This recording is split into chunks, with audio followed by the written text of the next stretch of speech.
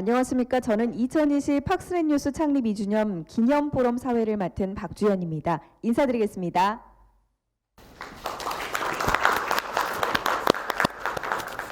이번 포럼은 오는 2021년 국내외 경제 흐름들을 살피고 이후 한국 경제의 새로운 축이 될 디지털과 그린의 융복합을 견인할 한국판 뉴딜의 성공 과제 그리고 이제 이를 통한 사회적 변화를 점검하기 위해 마련된 자리입니다. 한국판 뉴딜 성장의 판이 바뀐다라는 주제로 열리는 이번 포럼에서는 국내 시장 참여자가 기대하는 한국 경제의 성장 방향과 추진 과제를 살펴보고자 하는데요. 급변하는 이 경제 환경 속에서 한국 사회와 또 경제 전반이 새로운 시대로 나아갈 수 있는 기회와 해법을 찾을 수 있는 그런 좀 논의를 할 수 있는 유익한 장이 되시기를 바라겠습니다.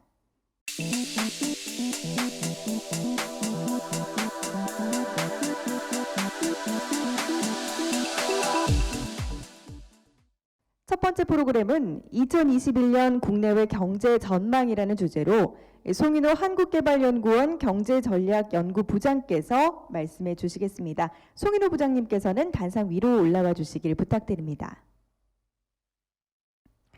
송인호 부장님 소개를 좀 잠깐 해드리자면요. 현재 한국개발연구원에서 다양한 경제전략의 효용과 성과를 살필 뿐만 아니라 국토교통부 주거정책심의위원과 한국주택학회 이사를 맡으면서 경제와 사회 전반에 걸친 다양한 이슈를 점검해 오고 있으신 분입니다. 박수 부탁드립니다.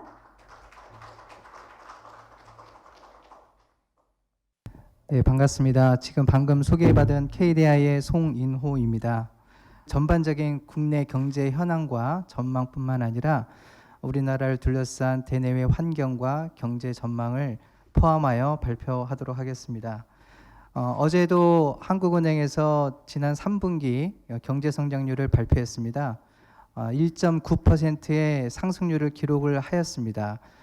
이는 2분기에 마이너스 3.2%, 1분기에 마이너스 1.3%, 이러한 역성장에서부터 파지티브한 넘버의 1.9%의 상승률을 기록을 할 때에 여기에 대한 해석이 참 중요합니다. 2분기 실적 대비 기저효과 부분이 상당히 작용한 부분으로 1.9%의 상승 부분이 추세적인 전환이라고 보기에는 참으로 힘든 부분이 있습니다. 전년 동기 대비 기준으로 볼 때에는 3분기의 실적이 마이너스 1.3%에 해당하고요. 이는 2, 4분기에 마이너스 2.7%의 연속 선상에 있는 부분이라고 생각하시면 될 것 같습니다. 물론 이 4분기에 우리의 경제 성장률이 0%에서부터 0.3% 이내에서 만약에 머문다면 우리나라의 전반적인 올해의 경제 성장률은 마이너스 1.1%에서 마이너스 1.3%의 범주 안에 들어가지 않을까 생각합니다. 이러한 전반적인 경제 성장률의 부분은 마이너스를 기록하는 역성장의 부분을 면치는 힘들다라는 부분이 주요 포인트라고 할 수가 있겠고요. 특별히 우리나라의 경제의 경우에는 민간 소비의 위축을 중심으로 해서 나타나는 부분이다. 특히 대면 서비스 소비의 위축을 중심으로 한 민간 소비의 위축이 올해 마이너스 한 4.6%를 예상을 하는데요. 이러한 부분이 경제 성장률에 반영이 됐을 때에 올해 우리나라의 경제 성장률 전반적인 부분은 마이너스 1.1% 정도가 예상된다고 볼 수가 있겠습니다. 어제 발표한 한국은행의 경우에 특이할 만한 사항은 수출의 회복입니다. 수출이 15.6% 상승했는데요. 이러한 부분은 자동차, 반도체를 중심으로 한 우리나라의 설비 투자의 완화적인 부분들이 실제로 실적으로 이어진 부분의 결과로 생각을 하시면 될 것 같습니다. 설비 투자의 경우에는 작년도의 기저효과에 이어서 올해의 경우에는 다소 부진이 완화되는 상황이 있는 거고요. 건설 투자의 경우에는 토목을 중심으로 한 SOC 부분이 그나마 긍정적인 파지티브한 넘버를 기록하고 있습니다. 이러한 전반적인 사항이 현재 우리가 직면하고 있는 경제 성장률에 대한 지표이고요. 더욱 우리가 중시해야 될 부분 중에 하나는 코로나19가 재확산됨에 따라서 민간 소비 위축 부분이 전방위적으로 일어날 수 있는 가능성을 배제할 수 없다는 것입니다. 이것이 이제 저의 서두의 말씀이었고요. 다음 넘어가도록 하겠습니다. 최근 우리 경제는 코로나19가 빠르게 재확산이 되고 있습니다. 경제 성장률은 더 낮아지고 경기 회복도 지체될 가능성이 높아지고 있습니다. 국내에서의 경우에는 8월 중순 이후 수도권을 중심으로 신규 확진자 수가 크게 증가하고 있습니다. 여기서 이제 전 세계 코로나19의 신규 확진자 수가 갑자기 6월 중반부터 크게 상승하는 것을 볼 수가 있겠고요.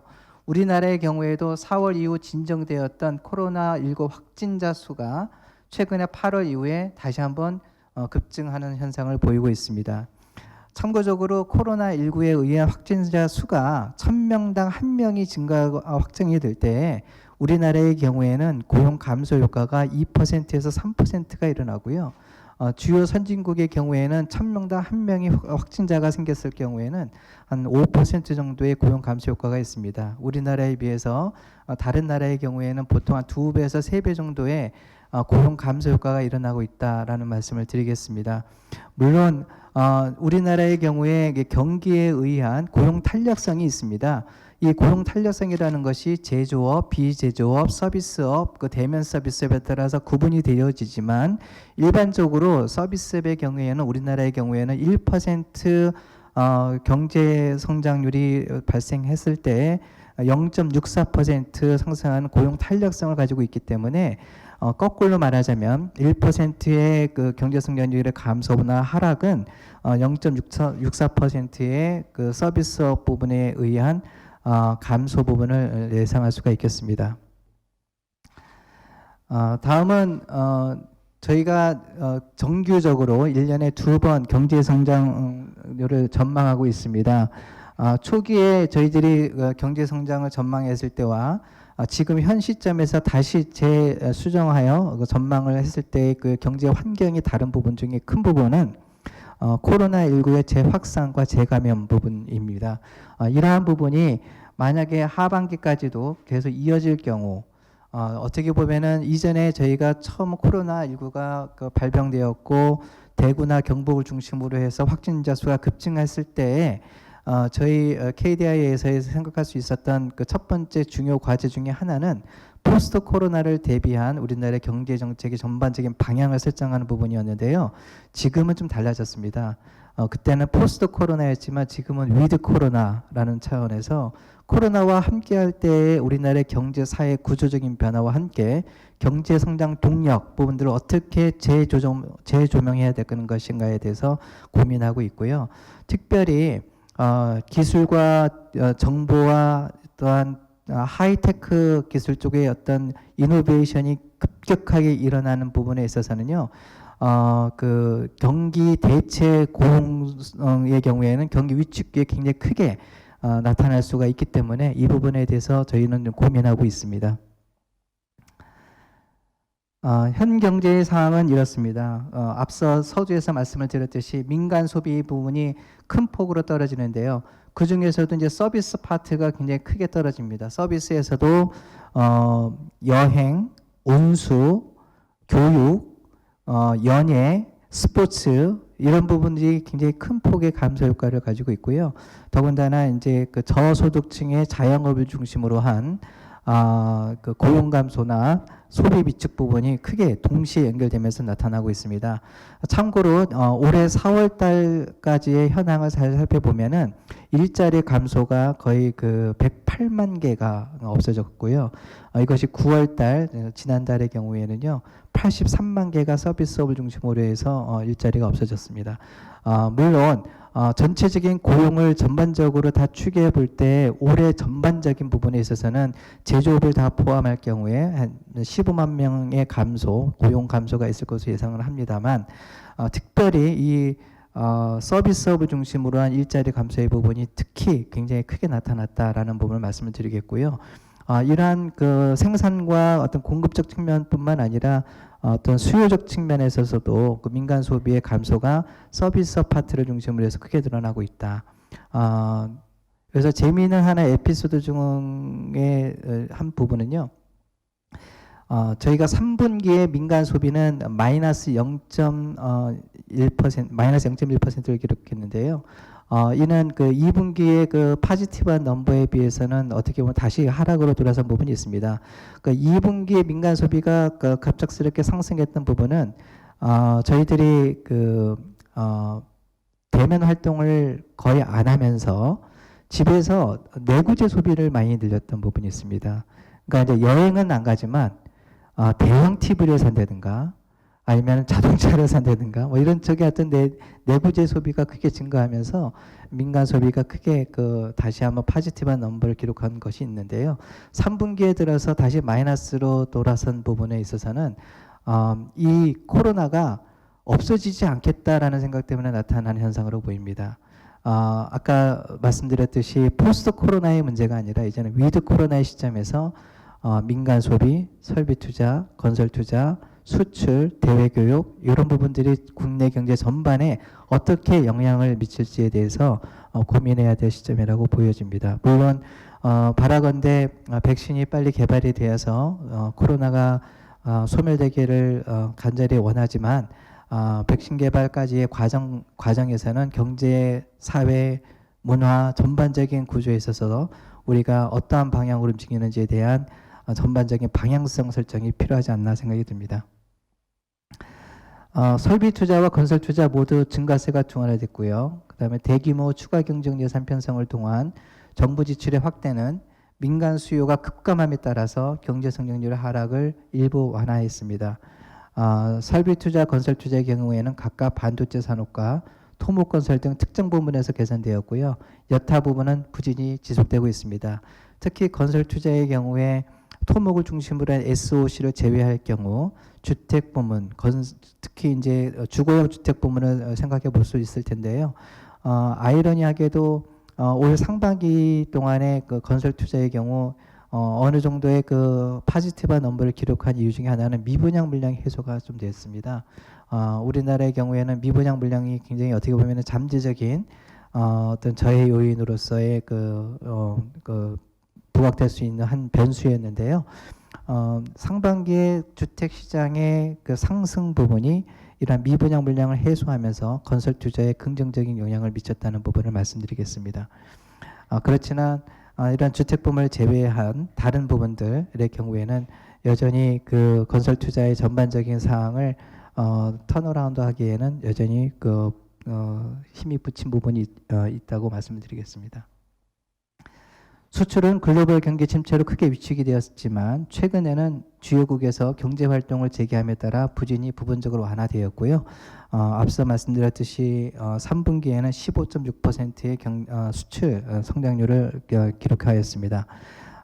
말씀드린 대로 세계 교역량의 경우에는 상반기에 급격한 하락이 있었지만 그 부진이 완화되면서 최근에는 그래도 수출이 우리나라 국내 경제 성장률에 회복 동력으로 작용하고 있는 상황이고요. 그 중에서도 반도체와 자동차 부분이 선전하고 있다고 말씀드리겠습니다. 현 경제 상황을 진단해 보겠습니다. 취업자의 수가 대면 조책이 많은 서비스업을 중심으로 큰 폭으로 감소했습니다.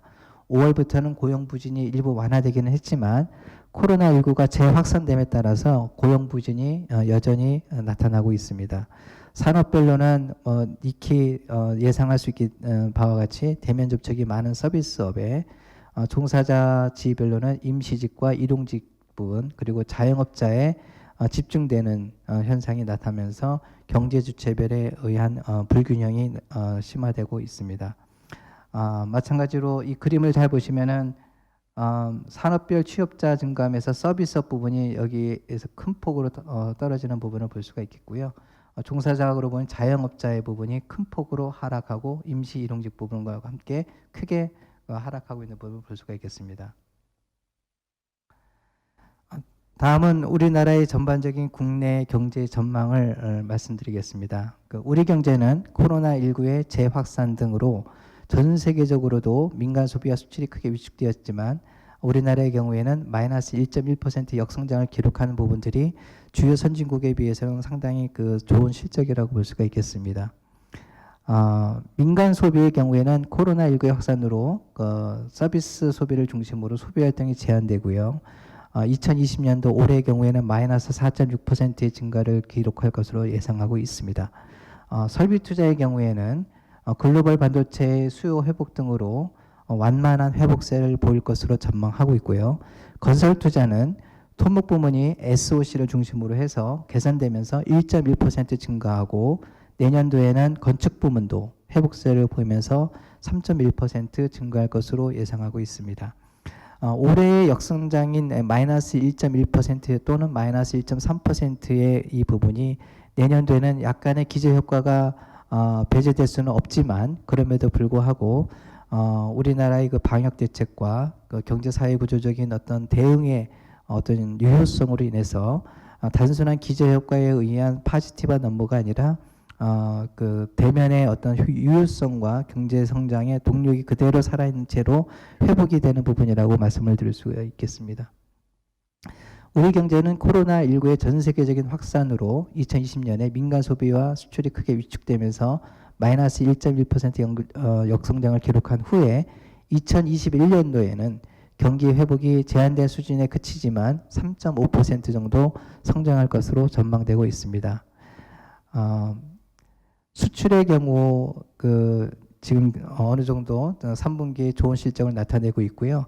경상수지는 교육 조건이 좀 개선될 것으로 예상을 하고 있습니다. 그렇지만 여전히 글로벌 경기 침체로 수출은 여전히 위축이 되면서 2020년도에는 570억 달러의 흑자를 기록한 후 2021년도에는 580억 달러의 흑자를 기록할 것으로 전망하고 있습니다. 다음은 우리나라의 국내 경제를 전망하는 데서 위험 요소를 말씀드리겠습니다. 당분간은 코로나 위기를 견뎌내고 방역을 강화하는 가운데 경제사회 시스템을 유지하는 데 중점을 두고 경제정책을 운영해 나갈 필요가 있다고 말씀드리고 싶습니다.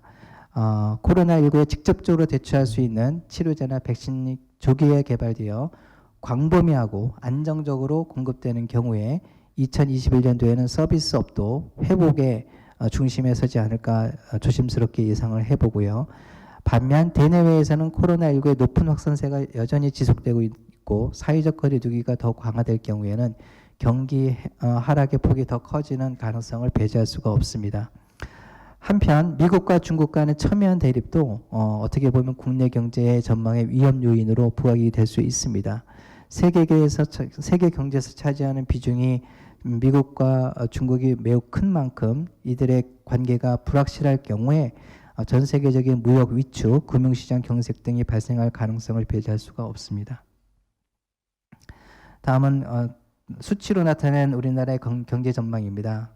국내 총생산은 상반기에 마이너스 0.7%, 하반기에 마이너스 1.4%, 연간으로는 마이너스 1.1%를 전망하고 있고요. 내년도에는 3.5%의 경제 성장률을 전망하고 있습니다. 다음은 방역 정책과 경제 간의 트레이드 오프 부분을 말씀드리겠습니다. 방역 정책이 왜 중요한지에 대한 어떻게 보면 실증 분석 결과인데요.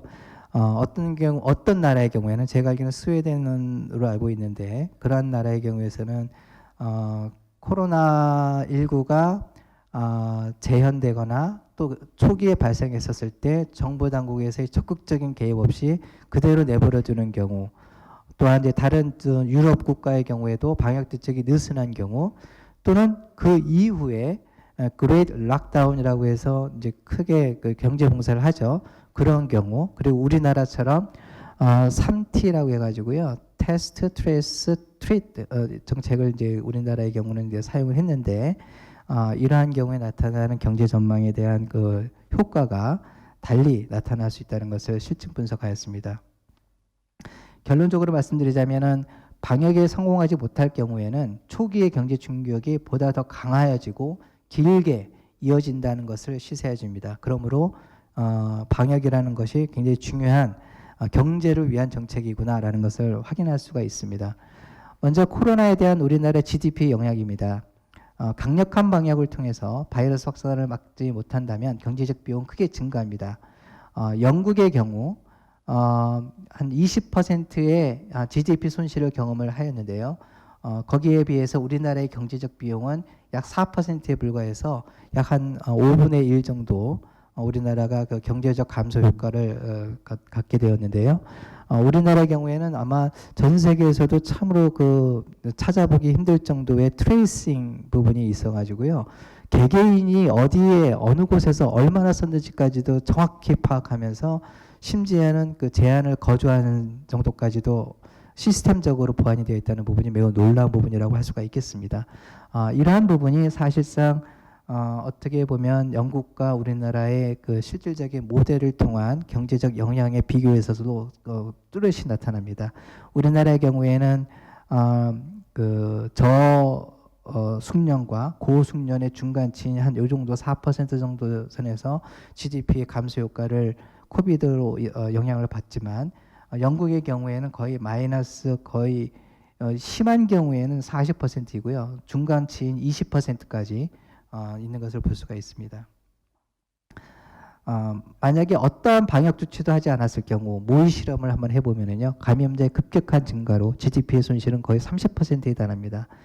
여기가 이제 그 아무것도 하지 않았을 때 나타날 수 있는 GDP의 감소 효과를 그림으로 보여준 건데요. 최저치가 약 한 마이너스 30%까지도 GDP가 감소할 수 있다는 것을 실증 모형 분석을 통해서 확인할 수가 있습니다. 우리나라의 경우에는 사실상 여기 그 파란 선과 여기 early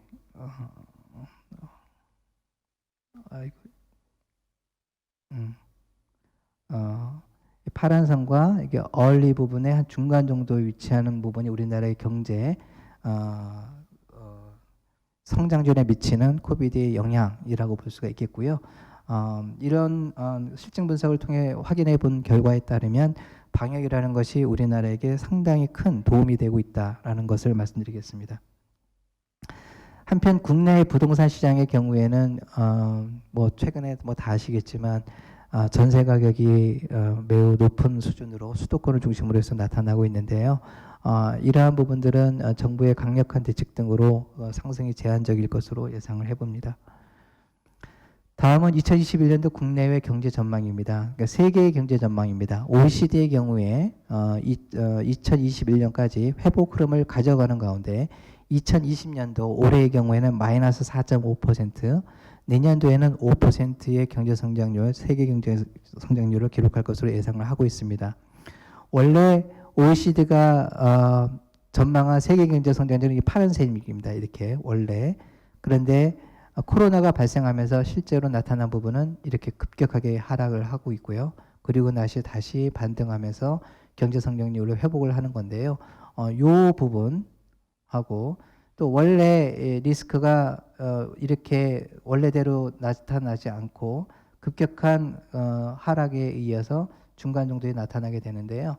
여기서 파란 선과 이 초록색 선의 경우에는 만약에 현 수준이 그대로 유지될 경우에 빨간 선이지만 만약에 코로나19가 지금처럼 재확산이 되거나 확대가 됐을 경우에는 이렇게 초록색 선으로 움직이게 됩니다. 이러한 부분이 전 세계적인 경제 성장률에 대한 일반적인 그 시나리오라고 볼 수가 있겠습니다. IMF의 경우에는 2020년도에 마이너스 4.9%, OECD의 경우에는 6월 달에 마이너스 6%, 그러다가 2021년도에는 IMF의 경우 5.4%, OECD의 경우에는 5.2%를 예상을 하고 있습니다. 특이한 상황으로는 중국이라고 말씀드리겠는데요. 초기에 거기가 중국이 그 그레이트 락다운을 미리 시작을 했고요. 경제 성장 전망적으로 다른 어떤 국가에 비해서도 양호한 기록을 나타내고 있습니다. 물론 우리나라의 경우도 중국만큼은 아니지만 거의 유사한 정도의 그 기록을 예상을 해봅니다. 이러한 경우에 세계 글로벌 교육적 관점에서 본다면은 코로나19의 재확산 부분은 여전히 중국뿐만 아니라 우리나라에도 잠재적인 전망의 위험 요인으로 부각될 수 있다라는 것을 말씀드리겠습니다. 전 세계적으로서 나타날 수 있는 경제 성장의 가장 큰 저해 요인은 민간 소비의 위축이고요. 말씀드린 대로 가계 소비의 감소, 소비 지출의 감소. 물론 어느 나라고 긴급재난지원금을 통해서 가계의 가처분 소득 이익 부분은 어느 정도 완화되거나 일부는 뭐 회복되기도 했지만 전반적인 민간 소비의 위축은 전 세계적인 형상이라고 볼 수가 있겠습니다. 중국은 코로나 확산의 통제에 힘입어서 G20 중 유일하게 2020년도에 1.8%의 경제 성장을 예상하고 있습니다. 그리고 미국은 완만한 회복세가 이어질 것으로 예상을 하고 있습니다. 유로 지역의 경우에는 경제회복기금 집행 등으로 개선 흐름을 이어갈 것으로 예상을 하고 있고요. 일본은 감염병의 재확산으로 개선 흐름이 미약하게 진행될 것으로 전망합니다. OECD는 한국의 경제 성장률 마이너스 1%로 전망을 하고 있습니다. 그러나 향후 코로나19의 진행이 여전히 불확실함에 따라서 경기 전반과 경제 심리에 미치는 여러 가지 불확실성 등이 매우 높다고 말씀을 드리겠습니다. 요약해서 말씀을 드리자면 미국의 경우 2020년도에는 마이너스 3.8%, 2021년에 4%, 유로 지역에는 올해의 경우에 마이너스 7.9%, 2021년도 5.1%, 영국이 마이너스 10.1%, 내년이 7.6%, 일본이 마이너스 5.8%, 내년에 4%를 예상을 하고 있습니다. 이상 전체적인 그 요약과 함께 저희가 오늘 발표한 모든 내용은 다 마쳤고요. 전반적인 사항을 다시 한번 결론지어서 말씀을 드리자면 국내외 경제 환경은 민간 소비, 특히 대면 서비스 소비의 위축이 크게 나타나는 가운데 전반적인 민간 소비가 경제 성장률을 끌어내리면서 올해의 경우에는 크게 역성장을 나타낼 것으로 보이고 유일한 예외 사항은 중국이라고 볼 수가 있겠고요. 내년도에는 이에 대한 반응으로 기저효과 및 그 코로나19 재확산에 대한 반응도에 따라서 포지티브한 넘버를 기록할 것으로 예상과 전망을 해보겠습니다. 네, 이상입니다.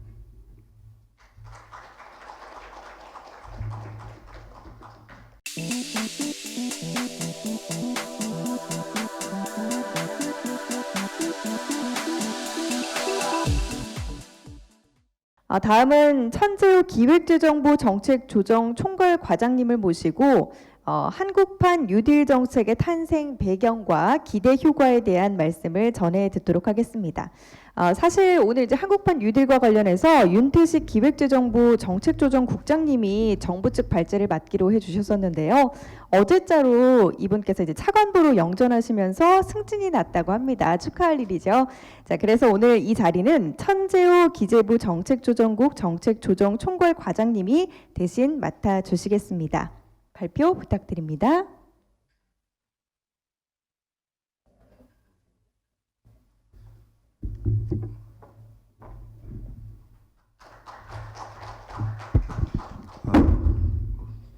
안녕하십니까. 기획재정부 천재호 과장입니다. 지금부터 한국판 뉴딜에 대해서 저희가 마련하게 된 추진 배경과 전략에 대해서 말씀드리겠습니다. 순서는 왜 한국판 뉴딜인가에 대해서 한국판 뉴딜을 왜 마련하게 되었는지에 대해서 설명을 드리고요. 7월 14일 날 발표했던 한국판 뉴딜 종합계획에 대해서 간략히 설명드린 다음에 향후 중점적으로 추진하는 전략에 대해서 좀 말씀을 드리겠습니다.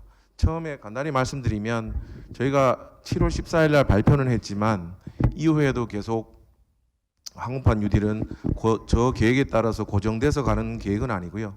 지속해서 보완 발전해 나가는 생물과 같은 존재입니다. 그렇게 인식을 해주셨으면 좋겠습니다. 우선 왜 한국판 뉴딜인가입니다. 소위 언론에서 BC라고 그러죠. 코로나 이전에서 이 세계적 흐름을 좀 보면은 코로나 이전에도 저희가 전통 산업은 계속 쇠퇴해 와 있었습니다. 4차 산업혁명이 계속 확산되어 왔고 스마트 공장이 늘어나는 등 지속적으로 이런 발전이 계속되어 왔었고요. 생태계 파괴와 기후 변화의 위기가 지속적으로도 심화되어 왔었습니다. 이에 따라 멸종 위기인 야생동물도 계속 증가해 왔던 상황이었고요. 고용 측면에서도 보면은 비정규직의 평균 임금 수준하고 고용보험 가입률에서도 알 수 있듯이 일자리 미스매치와 노동시장 양극화는 계속 악화되어 왔었습니다. 그런데 이제 올해 이제 코비드 19 그러니까 코로나 사태가 발생하게 되었고요. 이거는 뭐 초유의 관염병 사태라고 다들 알고 계실 거고 이로 인해서 세계 경제는 심각한 충격에 빠지게 됩니다. 코로나19로 인한 위기는 기존의 경제 위기와는 저희는 다르다고 보고 있고요. 일단 모든 나라에서 시행한 각 강도 높은 그런 락다운 봉쇄 조치로 인해서 전방위적으로는 경제 충격이 주어졌고 경제 사회 구조 자체가 변화하기 시작했습니다. 이에 그 유발 하랄이라고 이 교수님은 코로나 이후는 다른 세계가 될 것이라고 말하는 등 많은 이들이 포스트 코로나 시대의 세계는 이전과 다를 거라고 예측하고 있습니다.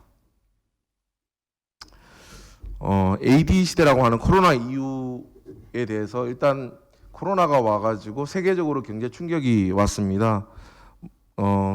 그 생산 소비 활동이 충격을 받았고 세계 경제는 대공황 이후에 최악의 경기 침체를 맞이하게 되었습니다. 글로벌 교역도 이 WTO에서 그 4월인가에 예측한 거에 보면은 낙관과 비관 모두 상당히 위축되는 것으로 되어 있어서 불확실한 상황입니다. 불확실성이 커지고 있는 상황입니다. 우리나라의 경제 충격을 보시면은 그 한국은행에서는 글로벌 금융위기 이후에 가장 부진하다고 말씀을 하고 있고요. 2, 4분기 GDP 성장률은 선진국에 비해서는 성장했지만은 외환위기 이후에 가장 낮은 수치를 기록했고 다만 앞에 KDI 그 부장께서 말씀드린 대로 어제 발표한 3, 4분기는 전분기 대비해서는 증가세로 돌아섰습니다.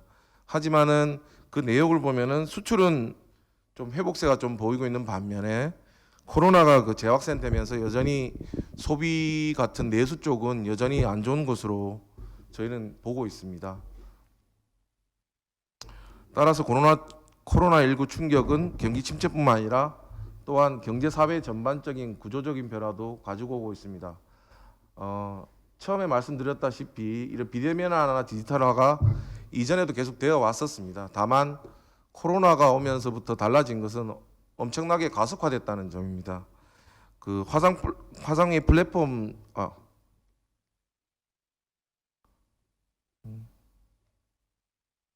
화상회의 플랫폼 인구 그 사용한 수를 보시면은 비대면이 되면서 엄청나게 급성장하게 되는 것이 단적으로 보여주는 지표라고 볼 수 있습니다.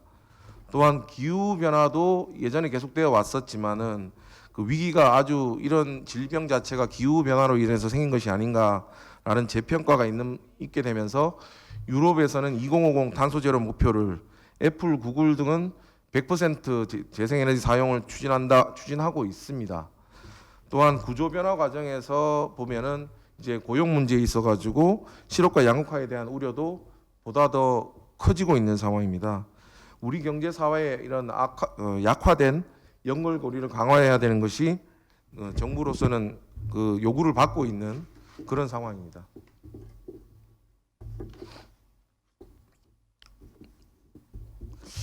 그래서 이러한 상황 속에서 이제 정부가 마련하게 된 게 이제 한국판 뉴딜인데요. 우리는 이거를 이제 코로나19를 위기를 기회로 활용해야 된다고 생각을 하고 있습니다. 지금과 같이 불확실하고 급변하는 이런 소용돌이 속에서 제대로 대응하지 못하면 도태하게 돼 있지만 확실히 방향을 명확히 하고 전략적으로 대응하게 되면은 오히려 저희는 선도국가로 도약할 수 있는 기회가 될 수 있다고 생각합니다. 선진국들도 역시 경쟁적으로 미래 전략을 위해서 여기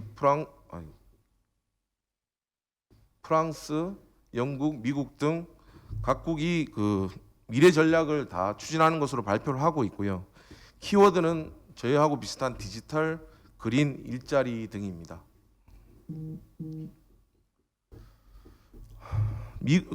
뉴딜이라고 저희가 이제 붙인 것은 어떻게 보면 미국에서 1930년대 대공황 시절에 위기를 극복하기 위해서 추진했던 것에서 조금 따와서 사회적 합의에 기반한 구제 회복 개혁에 중점을 둔 미국 뉴딜을 보고 저희도 이제 한국판 뉴딜이라는 이름으로 조금 명명하게 되었다 그러나요? 그렇게 했고 저희가 이제 어떻게 보면은 추격 국가에서 선도 국가로 도약하기 위한 새로운 국가 발전 전략으로서 한국판 뉴딜을 말씀드리게 된 겁니다.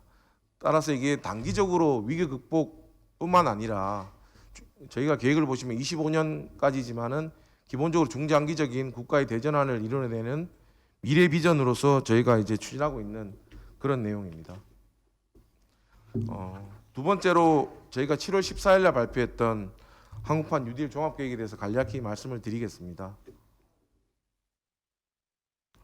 한국판 뉴딜 종합계획은 이제 한국판 뉴딜의 목표는 세 가지입니다. 추격형 경제에서 선도형 경제로, 탄소 의존 경제에서 저탄소 경제로, 불평등 사회에서 포용 사회로 도약한다는 것을 목표로 하고 있고요. 구조를 보시면은 안전망 강화라는 토대 위에 디지털 뉴딜과 그린 뉴딜이라는 두 축으로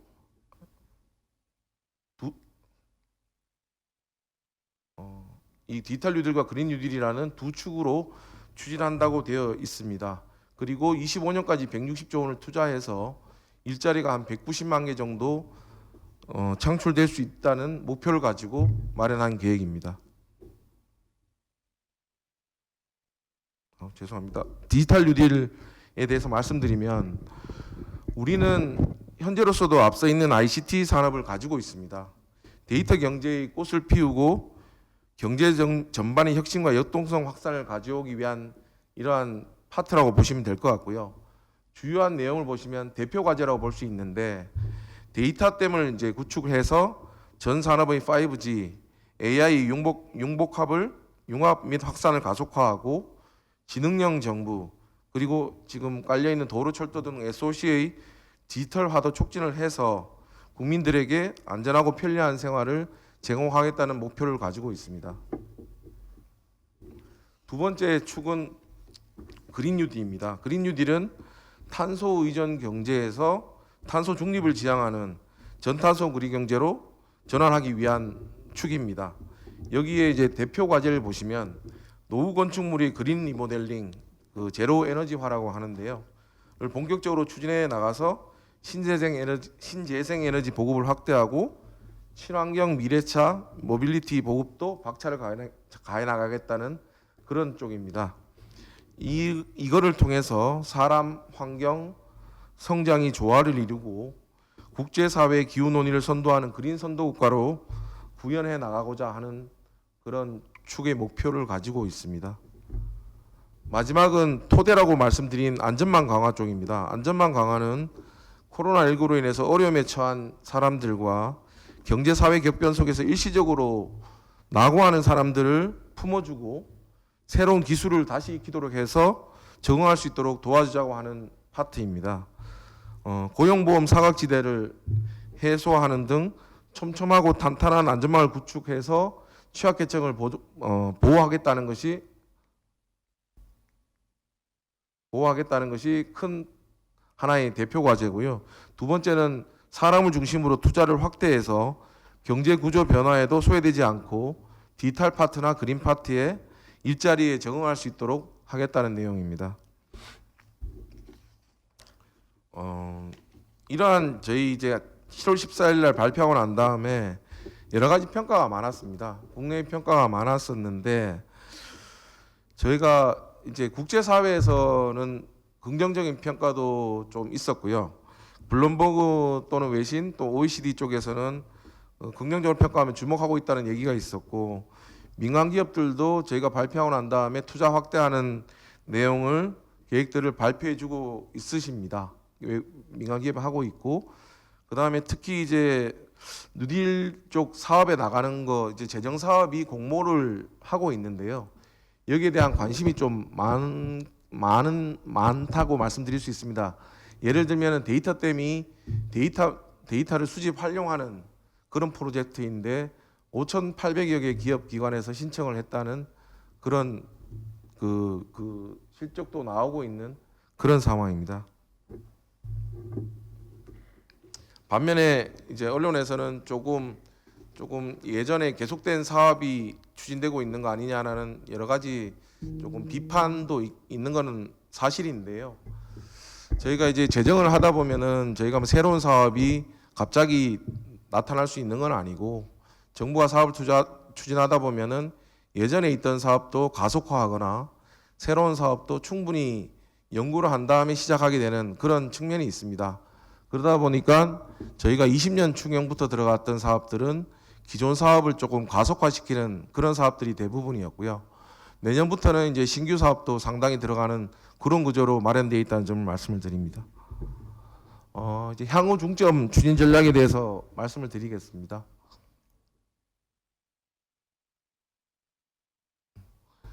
저희는 이제 4가지 접근 프레임을 가지고 지금 추진을 하고 있습니다. 그 항공판 UD를 발표를 한 다음에 이 4가지 접근 프레임으로 하고 있는데, 첫 번째 파트는 이제 아까 전에 25년까지 160조 말씀드렸다시피 정부에서 마중물 역할로 적극적으로 재정 투자하겠다는 부분입니다. 그것이 이제 20년 추경에 대해서도 저희가 집행을 빨리 하고 있고요. 21년 예산안도 상당 부분 160조의 전체의 계획 안에서 반영하고 있는 상황입니다. 그래서 재정이 마중물로서 재정을 지원해서 효과를 극대화하겠다는 사항을 가지고 있고요. 두 번째로서는 이러한 재정뿐만 아니라 제도를 구조 변화를 가져오려면은 제도 개선이나 법이 수정되어야 합니다. 그래서 기존 제도와 규제의 벽을 제거하고 민간의 창의성을 발휘할 수 있는 기반을 마련하기 위해서 지금 법제도 개선을 두 번째 접근 프레임으로 가지고 있고요. 세 번째는 이제 재정뿐만 아니라 민간 자본이나 민간에 대한 확산도 큰 파트로 생각하고 있습니다. 그런 축이 대표적인 게 지금 현재로서는 뉴딜 펀드고요. 저희가 일단 뉴딜 펀드 추진 방안은 이제 발표를 했고, 유동성을 생산적 분야로 유도하겠다는 그런 계획을 가지고 있습니다. 마지막은 이제 네 번째 프레임은 지역 균형을 이 뉴딜을 통해서 조금 더 달성해 나가겠다는 생각을 가지고 있습니다.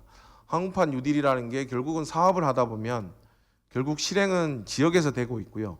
지역을 통해 가지고 전방위적으로 확산을 해서 지역 주민의 체감도를 높이겠다는 그런 계획을 가지고 있습니다. 이걸 통해서 종합적인 시너지를 창출하겠다는 그런 4대 접근 프레임을 하고 있습니다.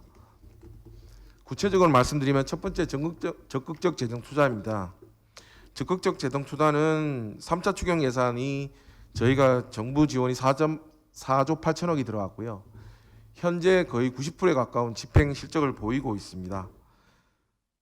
이거는 내용은 그냥 보시면 될 것 같고요. 내년도에는 총 21.3조 원, 이거는 정부 재정 기준이고 지방비나 민간 자금 매칭을 포함할 경우 한 32조 원 정도 됩니다. 이걸 통해서 디지털 그린 사회로의 초석을 마련하겠다는 그런 생각을 가지고 있습니다. 디지털 뉴딜 분야에는 7.9조 원, 그린 뉴딜에는 8.0조 원, 안전망 강화에는 5.4조 원 수준이 되겠고요. 이걸 그 정도 수준이 되겠고, 25년까지는 160조 원을 차질 없이 투자하겠다는 계획을 가지고 있습니다. 두 번째는 법제도 개선입니다. 법제도 개선은 항공판 뉴딜은 정부의 재정 투자 마중물에 민간의 누지 투자가 반응할 때 저희는 활성화되고 비로소 성공할 수 있다고 생각합니다. 정부는 마중물 역할을 하고 실제 활성화는 민간에서 돼야 된다고 생각하고요. 이를 위해서 경제계하고 지금 여당과 정부가 함께하는 항공판 뉴딜 법제도 개혁 TF를 운영하고 있습니다. 이를 통해 가지고 제도 개선 과제들을 계속해서 발굴하고 있고요. 경제계의 현장에서 제안한 161개 과제 중에 일단 처음으로 139제 개선 방안을 마련해 가지고 저희가 발표한 바 있고, 이를 통해서 국민의 체감도도 계속 높여 나가려고 하고 있는 상황입니다. 아울러 시장과 민간의 창의성이 발휘되도록 법뿐만 아니라 이제 제도 개혁도 계속적으로 추진해 나가려고 하는데요. 아까 전에 경제계에서 제안한 사항뿐만 아니라 당 과정이 합동으로 해서 미래전환 입법, 그러니까 이거는 위기 극복의 방점이 있다기보다는 구조개혁의 방점이 있는 입법입니다. 그래서 미래전환 입법 과제를 선정해서 집중 추진할 예정이고요. 그다음에 앞서 말씀드린 139건에 이어서 2차로 또 경제계에서 제기한 79건의 건의사항에 대해서도 현재 내부적으로 검토 중에 있다는 말씀을 드리고, 저희가 장관회의를 통해서 발표를 드렸는데 19대 핵심 제도 개선 과제도 선정하여 집중 추진할 예정입니다. 이 제도 개선 과제는 굳이 법하고 연결되지는 않고 정부 안에서 행정입법으로 충분히 추진할 수 있는 사항입니다. 세 번째로 축으로 말씀드린 뉴딜 펀드입니다. 뉴딜 펀드는 저희가 세 축으로 해서 세 가지 정책용 뉴딜 펀드, 뉴딜 인프라 펀드, 민간 뉴딜 펀드로 구분해서 말씀을 드렸고요. 여기에 각각에 따라서 20조 원을 조성하겠다는 계획과 어떻게 기대 효과가 있다는 것은 이미 발표를 드린 바 있습니다. 현재로서는 이 정책용 뉴딜 펀드를 발표한 대로 내년 초부터 조성이 될 수 있도록 사전 준비 작업을 하고 있고요. 뉴딜 인프라 펀드도 인프라 펀드의 범위에 대해서 법령화해야 되는 상황이기 때문에 그 준비를 하고 있습니다. 그래서 연말 내년 연초를 통해서 법령 개정을 할 예정입니다. 이와 함께 현장애로도 이제 조금 뉴딜 펀드 관련해 가지고 현장에서의 궁금한 사항이나 이런 사항이 있을 걸로 저희는 보고 있고요. 이거에 따라서 저희가 범정부 협업 체계를 구성해 가지고 뉴딜 투자 설명회도 저희가 추진하고 있습니다. 설명회를 추진하고 있어서 저희가 아마 첫 번째 설명회가 다음 달 11월 6일 정도에 데이터 AI, 5G 분야를 시작으로 추진해 나갈 계획입니다. 그 다음으로 저희가 이거는 조금 전에 설명드린 바와 같고요. 아까 전에 말씀드린 이 뉴딜 투자 설명회는 아마 11월부터 신재생 에너지 여러 가지 분야로 할 건데 일단 11월 6일에는 데이터 AI, 5G 분야로 한다는 말씀을 드립니다. 마지막 접근 프레임은 지역균형 뉴딜입니다. 지역균형 뉴딜은 저희가 결국은 뉴딜 사업을 정부에서 중앙정부에서만 추진해서는 한계가 있다고 보고 있고요. 결국은 국민과 가장 가까이 있는 것은 지방정부라고 생각합니다. 그래서 중앙정부뿐만 아니라 지방도 함께 인식을 공유하고 추진해 나가는 것이 중요한 파트라고 생각을 하고 있고요. 그런 차원에서 10월 13일 날 지역균형 뉴딜 추진 방안을 발표한 바 있습니다. 이 지역균형 뉴딜은 그 한국판 뉴딜을 지역 기반으로 확장시킨 개념입니다. 개념으로 세 가지 축으로 보시면 되는데요. 한국판 뉴딜에 포함되어 있는 지역 지원 사업들을 추진하겠다는 사항이 첫 번째고요. 두 번째는 정부 돈과는 관계없이 지자체 자체적으로 주도적으로 추진하는 뉴딜 사업을 포함하고 있다는 게 두 번째고요. 마지막에는 지방별로 혁신도시 등 공공기관이 다 이전되어 있는 상태입니다. 그래서 공공기관에서 선도형 뉴딜 사업을 별도로 마련해서 추진하는 사항, 이렇게 세 가지로 되어 있습니다. 이러한 세 가지를 통해서 지역 사업을 신속히 실행하고 지역 경제 균형 발전 정책과 연계하게 되어 있으며 지자체 공공기관이 지역 특성에 맞는 창의적인 사업 발굴 또 추진도 지속적으로 추진해 나갈 계획입니다.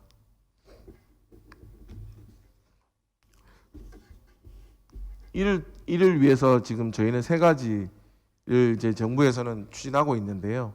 추진 체계를 구축하는 방안이 하나 있습니다. 저희가 이제 뉴딜에 대해서 관계장관회의를 만들어서 이제 분과별로 하고 있는데 균형 뉴딜 파트도 하나의 분과를 만들어서 추진해 나갈 생각이고요.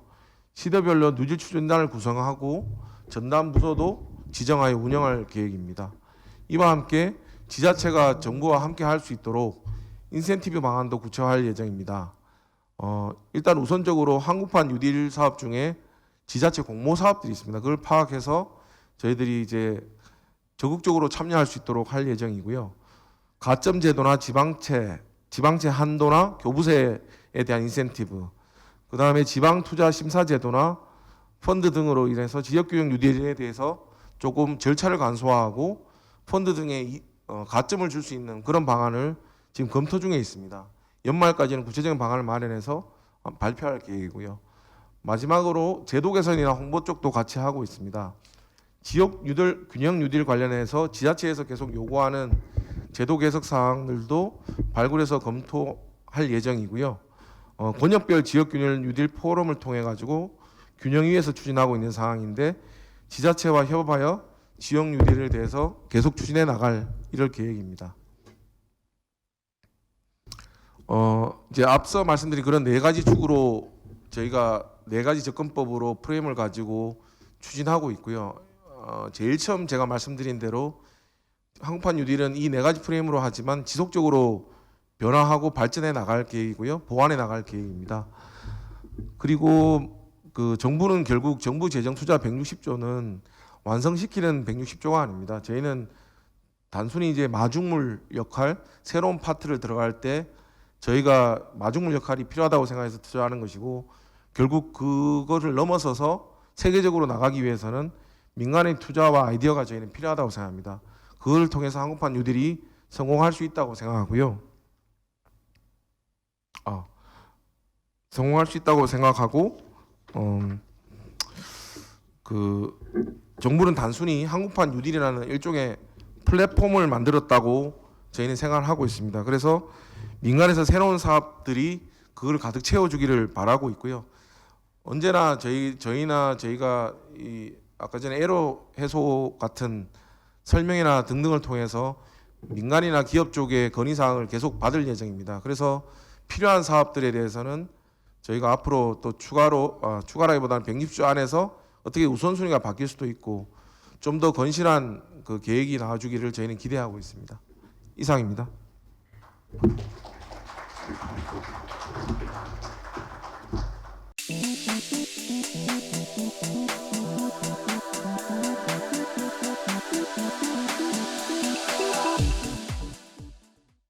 이어서 세 번째 프로그램 이어가려고 하는데요. 세 번째 프로그램은 글로벌 그린 경제로의 전환을 통해 바라본 금융의 발전 방향이라는 주제로 최호 KDB 산업은행 미래전략연구소 미래전략개발부장께서 발표해 주시겠습니다.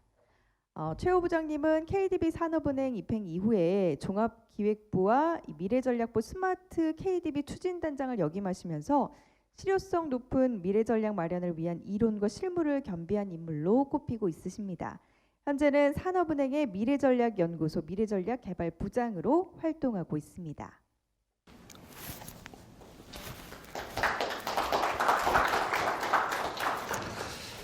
안녕하십니까. 산업은행 미래전략개발부를 있는 최호 부장이라고 합니다.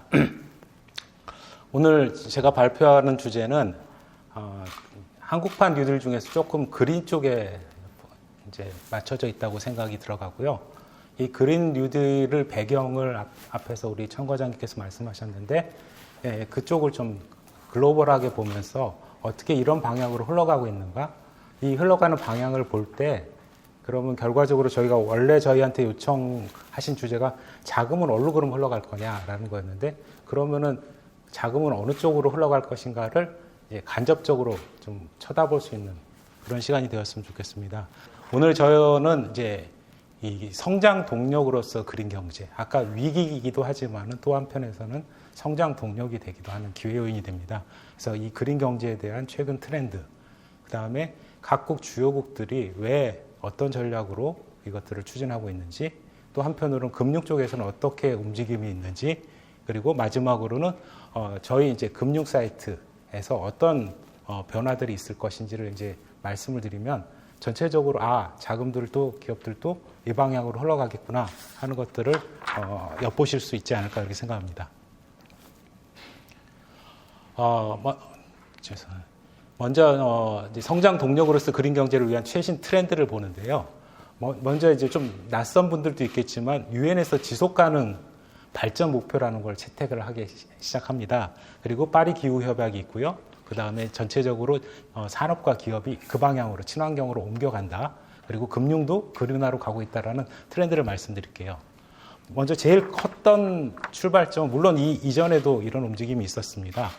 2015년에서 15년 유엔에서는 192개국 회원국이 만장일치로 지속가능 발전 목표라는 것들을 이행하겠다라고 결의를 합니다. 기존에도 새천년 발전 목표로 MDG라는 게 있었는데 그거는 이제 그 선진국 중심으로만 가던 거였는데 이게 전체적으로 다 확산이 되고요. 이에 따라서 우리나라도 18년에 그 KSDG가 만들어지게 됩니다. 이런 것들이 다 국가 전략의 한 축으로 움직이고 있는 거고요. 지속 가능이라는 건 뭘까요? 이게 지속 가능을 보면은 크게 보면은 people, 사람, 인간들, 그다음에 prosperity, 번영, peace, 평화, 그다음에 plane, 지구, 환경, 그다음에 파트너십 이런 큰 영역으로 구성되는데 총 17가지 영역으로 구성되어 있습니다. 이 중에 SDG 7번 깨끗한 에너지와 SDG 13번 기후변화 대응이 그린 경제로의 전환의 주요 목표라고 할 수 있겠습니다.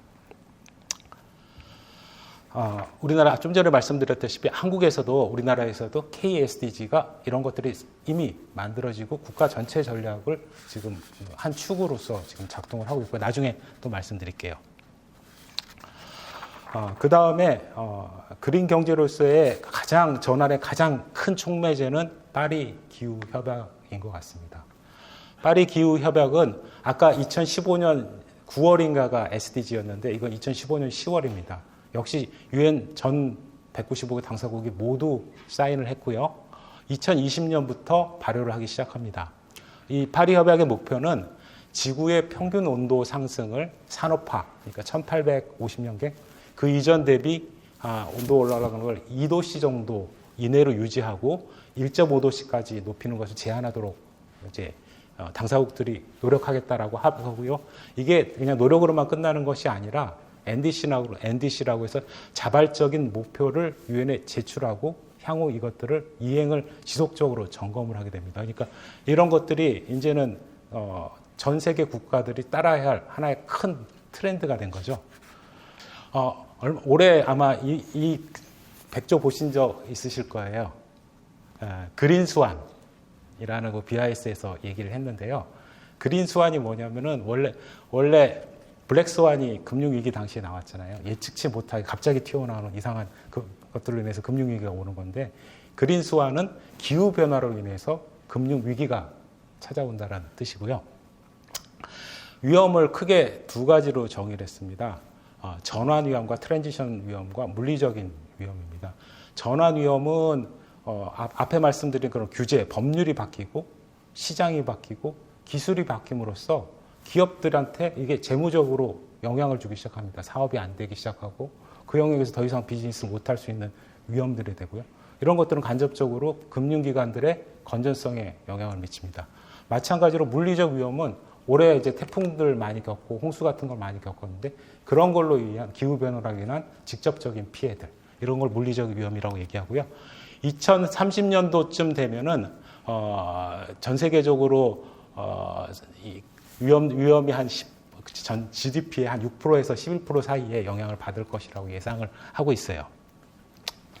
다음에 기업들은 이에 따라서 아까 동영상에서 보셨다시피 친환경 생산 체제, 친환경 제품 생산, 그리고 청정에너지 쪽으로 이미 넘어가기 시작을 했습니다. 전기차 판매 아까 보셨다시피 이제는 앞으로는 전기차만 된다고 하고 있고요. 급속도로 발전하고 있습니다. 과거에는 탱크 투 휠 해서 차 연료 탱크에서 운전 이제 차까지 그러니까 차량 자체의 탄소 배출량에만 포커싱을 맞췄다면은 최근에는 그 웰 투 휠이라고 해서 유전 그러니까 에너지 원부터 차량 운행까지에 대해서 규제를 하기 시작을 하고요. 유럽에서는 요즘 논의되는 게 LCA라고 라이프 사이클 전체 처음부터 폐차할 때까지 모든 것을 통틀어서 탄소 배출량을 관리하겠다. 이렇게 되면은 기업들은 그걸 못 맞추게 되면은 위기가 되는 겁니다. 이렇게 지금 트렌드가 바뀌어가고 있고요. 기업들은 또 한편으로 자기들 내부적으로도 에너지를 아까 청 과장님께서 말씀하셨는데 RE100이라고 리뉴어블 에너지를 100% 쓰겠다 하는 정책들을 취하고 있고요. 구글 같은 데 가서 이미 데이터 센터를 100% 다 재생에너지로 치환해 버렸습니다. 그리고 이 정도에서 끝나는 게 아니라 너도 해. 나한테 납품한 나하고 관련 있는 삼성이나 LG 같은데 너희들도 이렇게 해서 납품해. 이렇게 요구를 하기 시작을 하면 이걸 맞추지 못하면은 참 앞으로 또 하나의 위기가 되지 않을까 생각을 합니다. 그럼 이제 금융 사이드에서는 큰 흐름으로 보면 어떤 게 있을까요? 제일 큰 흐름 중에 하나가 EU에서 지속 가능 금융 행동 계획이라는 걸 발표했고요. 2018년에 발표했습니다. 그거에 따라서 녹색 경제 활동 분류 체계라고 하는 텍사노미를 작년에 발표를 했어요. 굉장히 좀 연구하는데 시간이 걸리는데 이 녹색경제 분류활동 분류 체계는 뭐냐면은 산업 분류, 저희도 잘 아는 산업의 분류가 있잖아요. 이 산업 분류가 있고 이거에 따른 이 한쪽에서는 환경에 대한 목표들이 있습니다. 기후변화 대응, 온실가스 감축, 수자원 뭐 이런 6가지 환경에 대한 목표가 있고요. 이거를 조합을 합니다. 그리고 이 조합을 한 거를 만 끝나는 게 아니라 여기에 또 네 가지의 판단 기준이 들어가요. 이게 상당히 환경적으로 유의미해야 되고 다른 산업들의 환경을 나쁘게 하지 않게 한다든가 기술적이라든가 노동 같은 거 좀 제약 조건들을 충족을 해야 녹색 경제 활동으로 분류가 됩니다. 그럼 이 녹색 경제 활동을 분류를 하는 게 왜 중요하냐면 이쪽으로 자금이 들어갈 거기 때문에 중요하죠. 그리고 녹색 경제 활동의 시사점 중에 제가 봤을 때는 이게 단순히 수소, 미래차 이쪽으로만 영향을 미치는 게 아니고요. 보시면 유럽에서 한 거 보면 산림, 농업, 제조업 쭉 전 산업의 영역에 걸쳐서 많은 영향을 미친다는 것을 시사하고 있습니다. 다음으로 이제 이게 NGFC라고 이제 그 감독 당국들도 이제 움직이기 시작했습니다. 감독 당국이 움직인다는 뜻은 금융기관들은 그걸로 따라가야 돼요. 그 방향으로 감독이 들어올 거기 때문에 이 감독 당국들이 움직이면서 어떤 것들을 볼 거냐면은 앞으로 기후 관련 리스크를 니네들 모니터링 해라. 지속 가능 요소를 포트폴리오에다 관리에다 반영을 해라. 니네 포트폴리오 중에 얼마만큼은 이런 쪽으로 돈을 지원을 해야 된다. 그 다음에 기후 리스크를 평가하는 방법으로 또 공유를 하고 뭐 그다음에 제일 중요한 것 중에 하나가 아까 녹색 경제 활동 분류 체계도 마련해야 되고 또 나중에 설명드리겠지만은 이거에 관련 공시 체계를 또 마련해야 된다라는 거예요. 근데 이 공시 체계는 이따 설명드리지만 은행들만 할 게 아니라 기업들 전체적으로 다 해야 될 사항입니다. 이게 이제 전체적인 큰 흐름이에요. 그러면은 왜 이제 이런 큰 흐름 가운데서 국가들은 그럼 어떻게 지금 대응을 하고 있는가를 한번 살펴보겠습니다.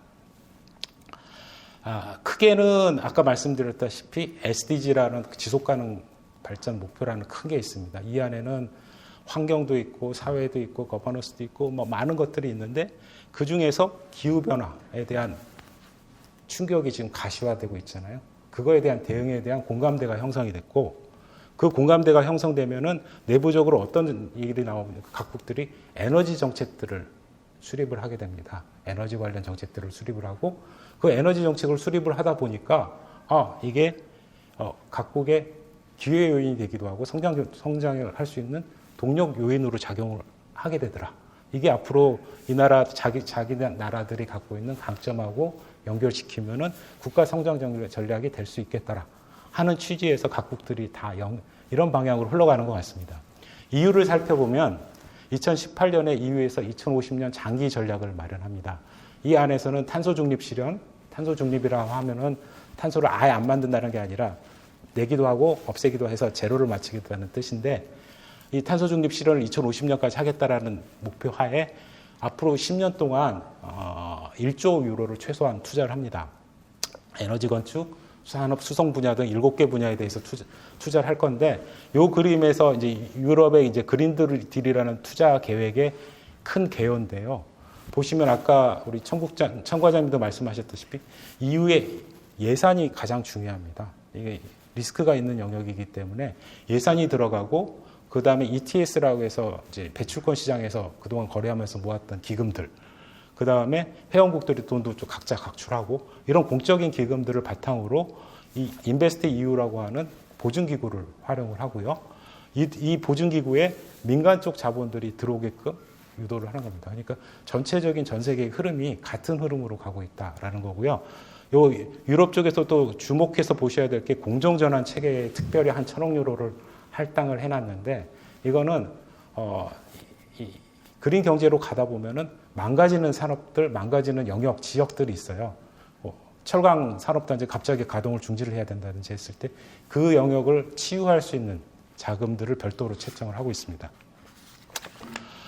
독일 역시 에너지 전환 정책을 지금 가속화하고 있고요. 2011년에 이미 에너지 정책을 수립했고 독일은 수소에 대해서 강점을 가지고 있습니다. 그래서 2020년에 국가 수소 전략을 수립을 했고요. 특별히 이제 그린 수소라고 해서 이따 다음 우리 강사님께서 말씀하실 텐데 그린 수소에 대한 연구 활동도 지금 굉장히 강하게 하고 있어서 수소를 국가 전략 산업으로 육성하고 있습니다. 독일 같은 경우 재생에너지를 지금 어떻게 지금 하고 있느냐? 왼쪽 표가 이제 발전 쪽입니다. 이제 전력 생산인데 재생에너지가 2000년에는 1.6%였는데 2018년에는 24%입니다. 이게 2050년까지 발전을 80%까지 끌어올리겠다라는 게 목표입니다. 그리고 독일 같은 경우도 이제 에너지 소비는 이제 난방도 있고 다른 연료가 많기 때문에 재생에너지 전체적인 에너지 소비는 지금 0.3%에서 4.9%까지 올라가는데 이걸 또 상당히 끌어올리겠다라는 목표를 지금 갖고 있고요. 우리나라의 경우도 지금 정책 목표는 재생에너지 발전량 비중을 현재 7%, 유럽은 한 20%, 30% 되는데 그쪽에서 30년까지 20% 이상으로 확대하겠다라는 계획이 있습니다. 영국은 전 세계에 있어서 기후변화에 대해서 가장 적극적으로 대응하고 있는 나라가 영국입니다. 2008년에 이미 그 에너지 관련법과 그 다음에 그 기후변화법 그리고 어떤 그거에 관련된 투자들을 빨리빨리 승인해 줄 수 있는 이제 이 플래닝법, 이 3법을 이미 갖추기 시작을 했고요.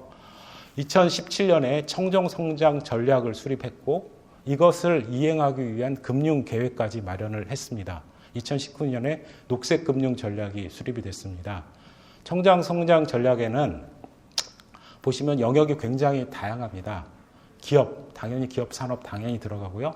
가정까지, 가정의 난방까지 생각을 해야 되고 교통, 발전, 천연자원, 공공부문 이런 모든 영역들을 가지고서 나라의 성장의 동력으로 활용하겠다라는 의지를 표명했습니다. 미국은 상황이 좀 다릅니다. 미국 같은 경우는 이제 오바마 대통령 때하고 트럼프 대통령 때하고 지금 상황이 완전히 다른데 오바마 대통령 때 그 당시에 글로벌 금융 위기가 왔잖아요. 그때 그린 뉴딜 컨셉이 이미 그때 나왔습니다. 그 당시에 미국에서 이미 그 에너지 정책을 수립을 하는 한편에 또 한편으로는 미국의 재건, 리커버리 앤드 리인베스트먼트 액트라고 해서 이것들을 수립을 시행을 했어요. 그러니까 금융 위기에 대한 대응으로 기후 변화 대응을 엔진을 갖다 얹은 거죠. 그걸 이미 미국에서도 시행을 했고요. 최근에는 뭐 트럼프가 파리 기후 협약을 탈퇴를 하는 바람에 연방 정부 차원에서의 추진 동력은 약화됐지만은 주정부 차원에서의 노력은 계속되고 있습니다. 미국의 이제 주정부가 25개 주가 연맹을 해서 기후동맹을 맺고 있고요. 다음에 이 기후동맹을 통해서 청정에너지 확대, 친환경차 보금, 재생에너지 의무 할당제 등 이런 것들을 지금 추진을 하고 있습니다.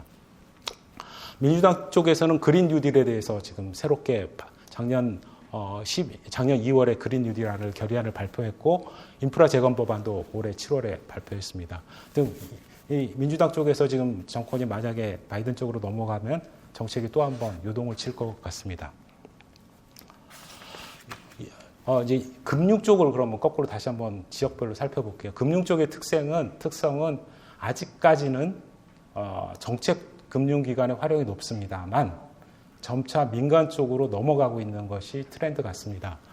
먼저 이유는 EIB라고 하는 내부 정책금융기관이 있는데 이 정책금융기관을 지금 활용을 하고요. 이 은행을 향후에는 기후 클라이밋 뱅크로 전환할 계획을 갖고 있습니다. 그리고 앞에서 설명드렸던 인베스트 EU라는 프로그램을 통해서 보증을 통한 프로젝트의 안정성들을 추구를 하려고 하고 있고요.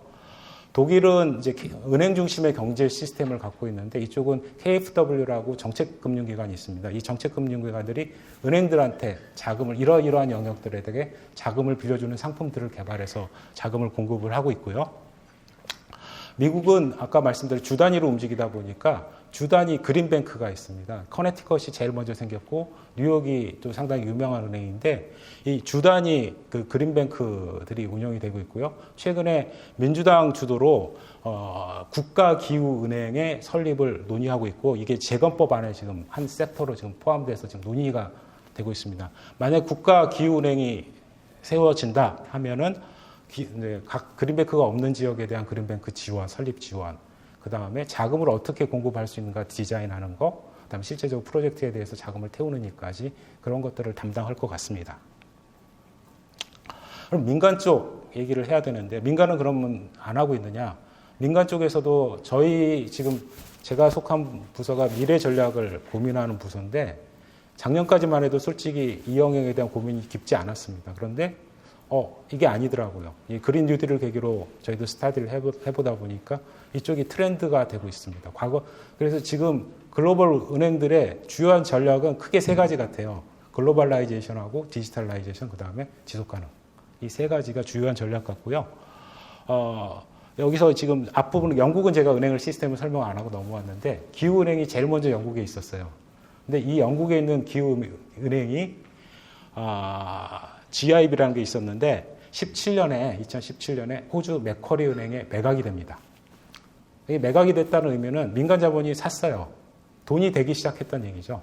그러니까 영국 같은 경우는 해상 풍력이 굉장히 강한 나라인데 그리드 페리티를 달성하기 시작했다는 의미거든요. 그러니까 돈이 되기 시작하니까 이거 할만하네 하는 영역들이 있고요.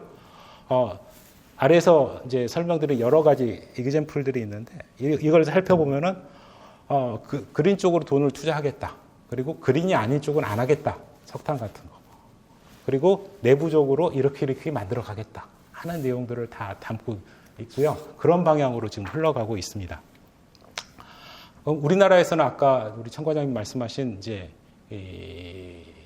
기후금융기관 아직은 없지만은 이 한국판 뉴딜을 하면서 그럼 어떻게 조성을 할 것인가 고민하던 끝에 나왔던 것이 지금 정책형 뉴딜 펀드입니다. 이거 역시 정부와 민간을 매칭하겠다라는 그 기본 사상을 담고 있고요. 정부하고 저희 정책금융기관인 저희 산업은행 같은 데서 출자해서 모펀드를 조성하면서 리스크를 상당히 테이크를 하는 구도를 가져갈 겁니다.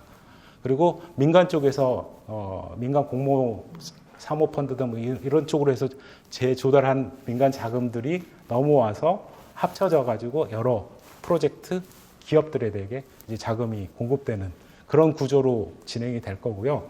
현재는 이제 디테일한 이제 설계 작업을 하고 있는 상황입니다.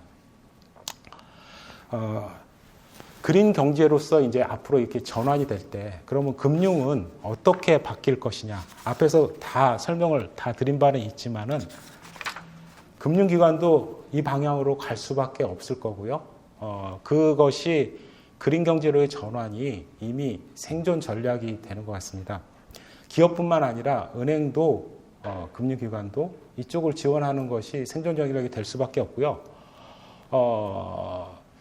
고탄소 산업구조, 우리나라 같은 경우에 산업구조에 대한 재편이 지금 굉장히 시급한 상황인데, 보시면은 정부 정책들이 우리나라가 없는 게 아니에요. 우리나라도 기후 관련 정책들, 아까 SDG도 있었지만 기후 관련 정책들, 에너지 정책들, 그리고 한국판 뉴딜에 이르기까지 여러 가지 정책들이 한 방향성을 향해서 가고 있다는 것들을 이제는 인지를 해야 되고, 각 금융기관들도 이 정책 방향에 맞는 자금 공급 플랜들을 수립을 해야 될 거고요.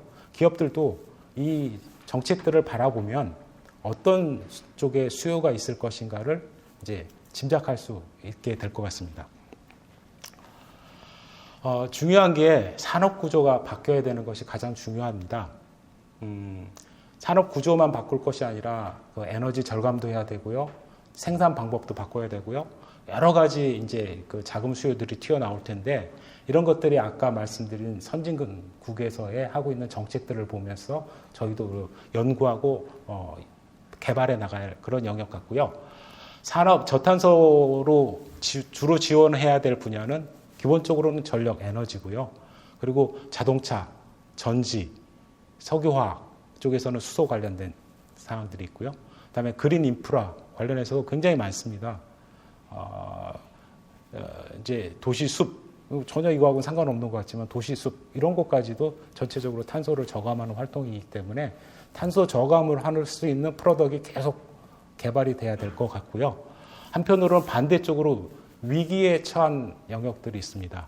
저탄소의 전환에 따라서 영향을 받는 영역들이 있는데, 이 글로벌 온실가스 배출이 좀 많이 차지하는 비중이 있는 산업들, 이쪽들은 향후에 위기로 다가올 거고요. 이거에 따라서 자기들의 생산 기술이라든가 사업 전환이라든가 새로운 품목을 개발한다든지 하는 그런 이제 적극적인 대응이 수반돼야 되고 그쪽으로 금융기관들이 또 지원을 해야 될 겁니다.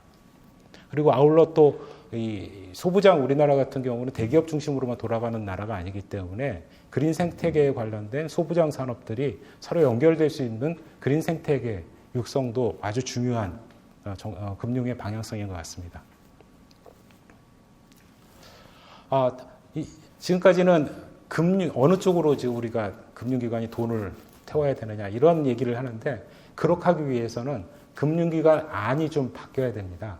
금융기관 내부도 그에 맞는 사업 기회를 이제 평가를 해야 되고 리스크를 평가를 해야 되고 적정한 심사 체제를 만들어야 되고 또 내부적으로 그걸 관리할 수 있는 전략과 리스크를 측정할 수 있는 리스크 측정 수단들을 만들어야 되고요. 그걸 넘어서서 이해관계자들하고 투명하게 의사소통을 하는 체계까지 그런 것까지 다 만들어가야 되는 게 향후의 금융 쪽의 역할이고요. 이 역할을 하기 위해서 금융기관들도 점차 금융기관의 목표가 지속가능 금융이다라고 인식의 전환이 계속적으로 일어날 것 같습니다. 이미 여러 은행들에서 저희 나라를 포함해서 지속가능 보고서라는 게 나오기 시작을 하고 있고요. 관심들이 환경에서 시작해서 아까 말씀드린 사회, 그 다음에 경제 쪽까지 계속 ESG의 영역들이 넓어갈 거고요. 이거를 위해서 내부적으로 또 국제 이 그린금융 관련 국제 이니셔티브, 국제 협력들을 통해서 새로운 트렌드들을 계속 배워야 됩니다. 그래서 내부적으로 계속 금융기관들도 이식을 하고 동향들을 모니터링을 해서 발전해 나가야 된다고 생각을 하고요. 이거 관련해서 아까 이제 유로 쪽에서 연구했던 게 텍소노미라고 하는 녹색금융 분류 체계라면은 G20 쪽에서 연구한 게 TCFD라는 게 있습니다. Task Force on Crime Related Financial Disclosure, 그러니까 기후 변화와 관련된 재무적인 어떤 공시 체계를 얘기를 하는데 저희가 내부적으로 조직별로 좀 틀리겠지만은 공시의 중요성은 굉장히 다들 중요하지만은 실제 노력들은 별로 안 하는 부분도 있기도 하고요. 또 하나는 공시를 하기 위해서는 뭔가 알맹이가 있어야 돼요. 어떤 것들을 공시를 해야 될 것이가 굉장히 중요해지는데 이 TCFD는 권고안이 나온 게 은행들한테 권고안이 나온 게 아니고요. 모든 기업들을 포함한 금융기관들을 포함한 모든 이제 경제활동을 하는 엔터티들한테 이거는 이렇게 하는 게 좋겠어. 왜냐하면 이렇게 해야 너희들의 기업 가치를 유지할 수 있어. 너희 이해관계자, 시장, 소비자, 너희 감독당국, 너희 투자자들, 너희들한테 돈 빌려줄 대출자들 다 이걸 보고 이제 너희들을 평가할 거니까 이런 부분에 대해서 이렇게 공개를 하는 게 좋겠다라고 권고안을 내놓은 게 TCFD 권고안이고요. 내용은 크게 이렇습니다. 이 내용들을 결국은 금융기관들도 또 기업들도 다 이제 마련을 해야 되는 거예요. 먼저 지배구조 관련해서 이 기후변화에 관련된 의사결정을 니네는 어떤 지배 거버넌스를 가지고 의사결정을 하니 최고 이사회부터 경영진들이 어떻게 참가하고 전략기구들은 너네 이제 기획부서들은 어떻게 움직이고 관련 부서들을 어떻게 통제하면서 너희들은 이걸 대처하고 있냐 이런 것들을 지배구조에 대해서 설명을 해야 되고요. 다음에 경영 전략 너희는 이쪽으로 포트폴리오를 어떻게 가져갈 건데 너희는 어떻게 이쪽에 대한 위험을 평가하고 기회를 평가하는데 너의 전략은 뭐야 하는 부분들을 제시를 해야 되고요. 그 다음에 단순히 이게 이 사전 리스크라는 측면은 사전과 사후가 있는데요. 너희는 이 리스크를 그럼 어떻게 인식을 하고 개별 프로젝트에 대해서 어떻게 평가할 거야. 그리고 또 더 나아가서는 전체 포트폴리오에 대한 리스크는 어떻게 관리할 건데 이런 리스크 평가에 대한 얘기들을 공시를 해야 됩니다. 그리고 저희 내부적으로 감축해야 되는 목표도 있고 자금 공급 목표도 있고 어떤 기관마다 특성별로 다 지표들이 있을 텐데 이 지표를 설정하고 어떤 목표를 가지고 너희들은 이것들을 관리해 나가니 이런 것들을 지속적으로 공시를 해야 각 기업들이 이제 시장하고 커뮤니케이션이 할 수 있는 거죠. 마지막으로 이제 HSBC의 사례입니다. 요 5가지 꼭지를 말씀드리면 저희 은행들뿐만 아니라 기업들 역시 어떤 방향의 고민들을 해야 될지를 시사하는 것 같습니다. 먼저 1번으로 2025년까지 한 1,000억 달러를 이쪽에다 돈을 대겠다, 투자를 하겠다. 이쪽으로 돈이 나가네. 두 번째, 자기들이 쓰는 전략의 100%를 신재생으로 넘기겠다. 그리고 석탄 발전에 대한 엑스포저는 당장 끊는 데도 있지만은 기한을 두고 끊더라고요. 당장 끊을 수는 없으니까. 그래서 석탄용 발전에 대한 익스포저는 점차 감소시키겠다. 그 다음에 말씀드린 TCFD의 공고사항을 이행을 해야겠다. 이거는 내부 체제를 정비하겠다는 뜻이니까. 그리고 이런 거에 관련해서 지속가능 관련한 투자에 대해서 내가 시장의 팔로워가 되는 게 아니라 시장을 좀 주도해서 논의하라는 그런 플레이어가 되겠다. 이런 목표를 가지고 나가고 있습니다. 그래서 이런 것들이 저희 금융기관뿐만 아니라 시장에 계시는 모든 분들이 참조를 하시면 좋을 것 같습니다. 자, 이상 발표를 마치겠습니다.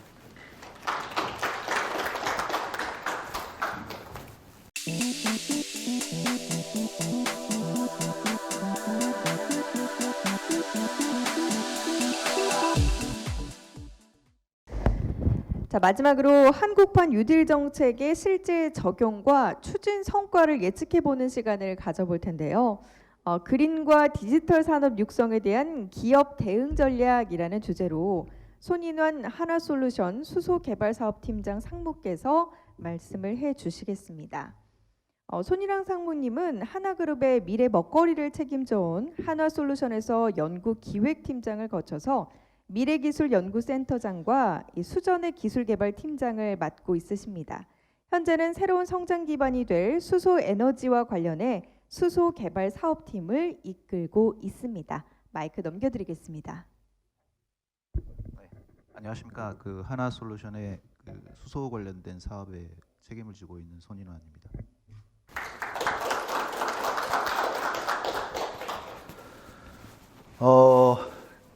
지금 이제 10시 조금 넘어서부터 장기간 얘기를 하고 계시는데요. 이제 제가 마지막 순서에 와서 조금 이제 약간 지치시기도 했을 텐데 중간중간 대부분 지루하긴 하지만 그래도 가끔 재미있는 게 있으니까 한번 보시면 전체 재생에너지 사업하고 그 다음에 수소 사업에 대한 전반적인 내용을 이해하실 수 있는 기회가 될 것 같습니다. 전체적으로는 수소 사업이 진행될 수 있는 어떤 배경, 그 다음에 국내외 수소 사업이 진행되고 있는 상황들, 그리고 이제 수소 사업 밸류 체인과 저희 하나 그룹이 갖고 있는 역량, 그리고 향후에 이제 저희가 앞으로 진행해 나갈 사업에 대한 소개를 드리도록 하겠습니다. 저희 큰 틀 안에서 보면 결국 인간이라는 존재가 완벽하지가 않기 때문에 자꾸 뭔가 이렇게 새롭게 바꾸려고 하고 좋게 만들려고 하는 일들을 하게 됩니다. 근데 이게 결국 인간이 완벽하지 못하다 보니까 결국 문제가 또 발생이 되고요. 또 그걸 또 개선해 가려고 하는 노력들을 가지게 됩니다.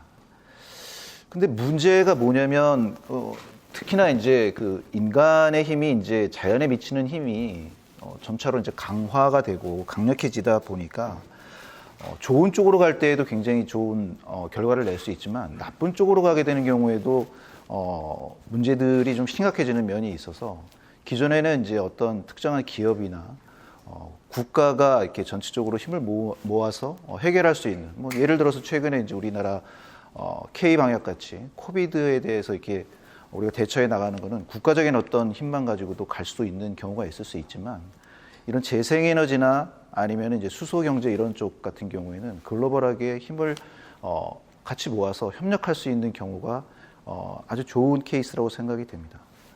이쪽의 그림을 이제 처음 그림을 한번 보시면요, 이 그림은 전체적인 에너지가 어떻게 구성이 되어 있는가에입니다. 밑에 부분 보시면 까만색은 이제 석탄이고요. 그 다음 위쪽에 가스, 그 다음에 오일, 그 다음에 핵연료, 그리고 이제 요 부분이 이제 파란색으로 되어 있는 부분이 이제 수력이고, 그리고 최근에 이제 크게 성장하고 있는 요 부분이 이제 솔라하고 그 다음에 풍력이 되겠습니다.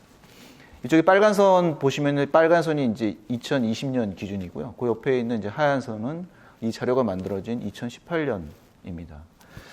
지금 예를 들어서 국내 같은 경우 2019년에 국내 그 총 발전 설비의 용량을 보면은 한 125기가와트 정도 되고요. 그 다음에 재생에너지는 16기가와트 정도 수준입니다. 그래서 발전 설비의 용량만 보면 대략 재생에너지 비율이 한 12.6%, 한 13% 정도에 벌써 와 있는 상황인데 실제 발전량을 보면은 2019년 기준으로 연간 563테라와트가 생산이 됐고요. 그 다음에 재생에너지에서는 36테라와트가 나와서 실제로는 발전 용량은 13%에 가까워져 있지만 실제 재생에너지에서 발생되는 전력 발생 양은 약 36테라와트라서 한 6% 정도 수준이 됩니다. 그런데 이게 뭐가 문제냐? 이제 잘 아시는 것처럼 수력 같은 경우는 이제 뭐 비가 많이 오느냐 안 오느냐에 따라 가지고 뭐 물 양이 있으니까 발전량이 변하게 되지만 당연히 이 재생에너지들의 특징이긴 하지만 이 솔라나 그 다음에 풍력 같은 경우에는 빛이 비치거나 아니면 바람이 불거나 할 때만 전기가 나오는 거죠. 그 밑에 그림을 한번 보시면 이런 겁니다. 이 그림이 이제 최근에 나오는 그 덕 커브, 그러니까 오리 커브인데요. 이쪽이 이제 머리 부분이 되고 이쪽이 배 부분이 되고 이제 꼬리 부분이 되는 거죠. 밑에는 이제 시간의 흐름입니다. 이게 밤 12시고요. 요쯤 되면 이제 9시쯤 되고 이제 해가 지는 6시쯤이 되는 겁니다. 시점은 이제 여기는 이제 캘리포니아에서 나오는 그 전력 상황을 보여주고 있는 건데요. 매년 3월 31일 날이 되면 하루의 전력 사용량과 수요에 대해서 데이터를 모으는 겁니다. 이 그림이 나오는 건 뭐냐면 기본적으로 이 선은 총 수요입니다. 전기를 캘리포니아에서 사용하고 시간별로 사용하는 양이죠. 근데 이제 9시부터 6시까지 2012년부터 20년까지 데이터를 봤더니 12년에는 거의 플랫한 형태였는데 이 태양광이나 풍력이 잔뜩 들어오니까 여기는 이제 태양광만 계산을 해 놓은 겁니다. 햇빛이 들어오니까 총 수요는 일단 이런 선이었을 텐데 거기에서 태양광이 들어오는 전력량을 빼본 겁니다. 그랬더니 시간이 지나면서 즉 해가 지나면서 점점 더 태양광이 발전된 양이 많아지는 거죠. 이게 어떠한 그 시사점이 있는 거냐면요. 낮에 태양광 발전이 많다.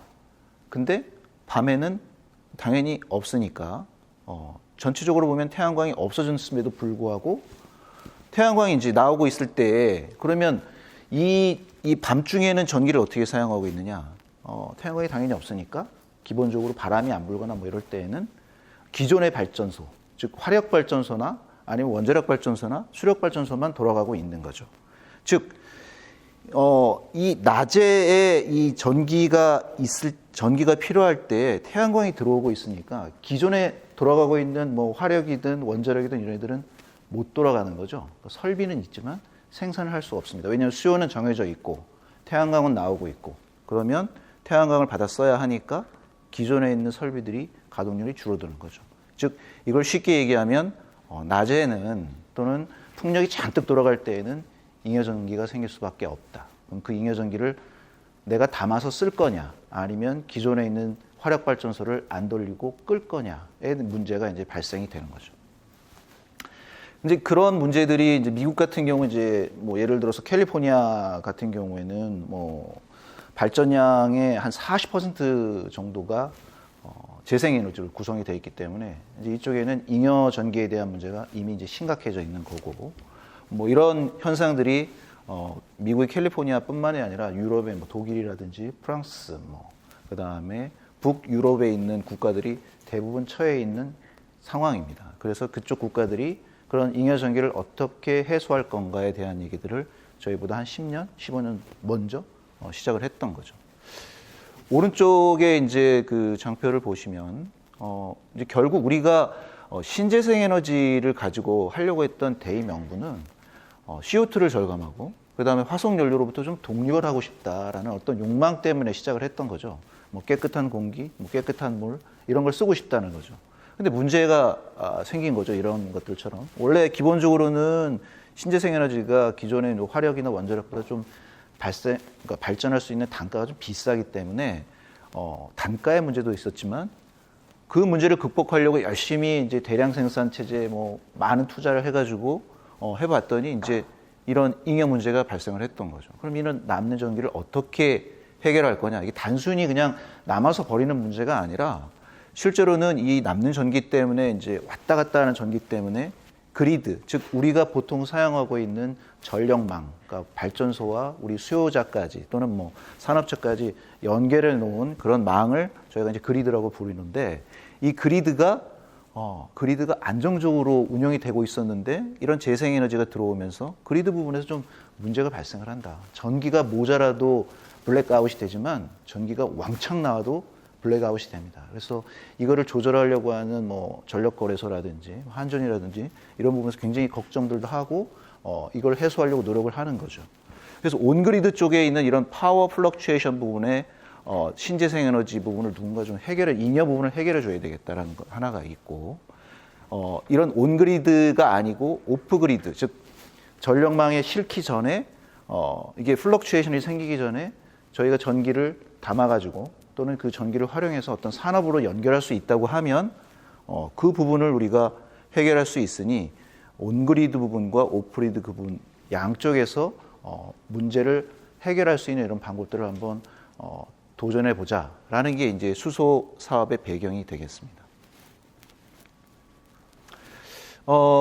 이 방금 말씀드렸듯이 전기라는 게 나오면 여러 가지 방법으로 담아놓을 수 있는 방법이 있습니다. 그러니까 초기에 이제 아주 간단하게 뭐 양수 발전이라고 해서 이제 수력 발전소에 물이 잔뜩 있으면 물을 떨어뜨려 가지고 흘러가야 되는데 이거를 더 높은 곳으로 올려 가지고 물을 담아놨다가 밤중에 이제 심야 전기가 싸니까 담아놨다가 이거를 낮에 전기가 많이 필요할 때 이거를 쏟아내는 거죠. 근데 이제 양수 발전이라는 게 참 좋긴 하지만 이 환경에 문제가 좀 있습니다. 왜냐하면 저 많은 양의 물을 어딘가 담아놔야 하는데 뭐 예를 들어서 저수지도 그렇고 뭐 댐도 그렇고 또 만들어야 되고 그러면 또 뭐 수몰도 되고 뭐 이런 문제들이 있으니까 사실 양수 발전에는 좀 한계가 좀 있었습니다. 근데 최근에 그런 솔루션 중에 하나가 2차 전지죠. 그러니까 리튬이온 배터리에다가 충방전이 가능하니까 전기를 받아가지고 리튬이온 배터리에 담아가지고 많을 땐 담았다가 뭐 예를 들어서 급하게 쓸 때가 있다고 그러면 리튬이온 배터리에서 빼가지고 전기를 쓰면 좋은데 이게 그 밑에 그림을 보시면은 문제가 있는 게 얘가 가격이 되게 비싸다는 거죠. 리튬이온 배터리가 너무 가격이 비싸서 메가와트 정도 수준까지는 어떻게 뭐 한 10메가, 20메가와트 정도는 어떻게 담아볼 수가 있을 텐데 이게 이제 아까 말씀드렸던 뭐 테라와트급 막 이렇게 된다고 할 때에는 이거를 깔 수가 없어요. 기본적으로 돈도 문제이고 ESS에 그 저장하는 에너지 밀도가 이렇게 크지 않기 때문에 건물을 세워야 되는 거죠. 그러니까 밑에 살짝 까는 정도 수준이 아니라 막 빌딩이 서야 되는 그런 정도 수준이 되니까 사실 리튬이온 배터리가 좋음에도 불구하고 대용량의 전기를 저장하는 한계가 있다. 그래서 이제 대용량의 전기를 부분을 해소할 수 있는 부분이 이 수소 같은 화학적인 방법을 통해 가지고 담을 수 있는 방법이 있는데 물론 다른 방법들도 좀 있습니다. 뭐 초전도를 사용한다든지 뭐 아니면 컨덴서를 사용한다든지 아니면 몰튼 솔트라고 불리우는 이런 열 저장 장치를 사용한다든지 이런 게 있겠지만 저희가 볼 때는 리튬 이온 배터리 이후에 그 대용량으로 갈 때는 일단 수소가 가장 유리하다라고 현재 보고 있습니다. 이런 뭐 장치들을 사용해서 이제 신재생에너지가 나오면 뭐 리튬이온 배터리 같은 경우는 여기에서 이렇게 받았다가 이렇게 돌려 쓰는 경우가 되겠고요. 수전해 같은 경우는 바로 이제 에너지를 공급받아 가지고 전기를 받아서 물을 전기 분해해서 한쪽에서는 수소가 한쪽에서는 산소가 나오는 형태이기 때문에 굉장히 그 자연의 친화적인 기술이라고 볼 수 있겠습니다. 수전의 기술을 통해서 만들어진 그 수소가 여러 가지 용도로 사용될 수 있는데요. 첫 번째 보시면은 일단 한번 읽어보겠습니다. 신재생에너지 부하 변동을 해소하기 위해서 만들어진 이 에너지를 전기 분해 기술을 통해서 그린 하이드로진, 그러니까 저희 이제 그 녹색 수소라고 불리우는 거죠. 이걸 통해서 파워, 모빌리티, 가스, 케미칼 이런 것들을 만들어낼 수 있다라고 되어 있는데 파워는 전기를 담았다 바로 쓸 수 있는 거고요. 모빌리티는 이쪽에 보시는 것처럼 비행기나 자동차, 승용차, 기차 같은 그런 움직이는 저희 운송 수단에 사용될 수 있는 거고, 가스는 이제 열원으로 그러니까 태워서 수소가 잘 타니까 열원으로 쓸 수 있는 방법이 하나가 있고요. 그 다음에 화학적 원료로 만들 수가 있는데 그림을 잠깐만 좀 더 보시면 이제 전기가 나오면 저희가 이제 수전의 설비를 둡니다. 그러면 말씀드렸듯이 수소와 산소가 나오죠.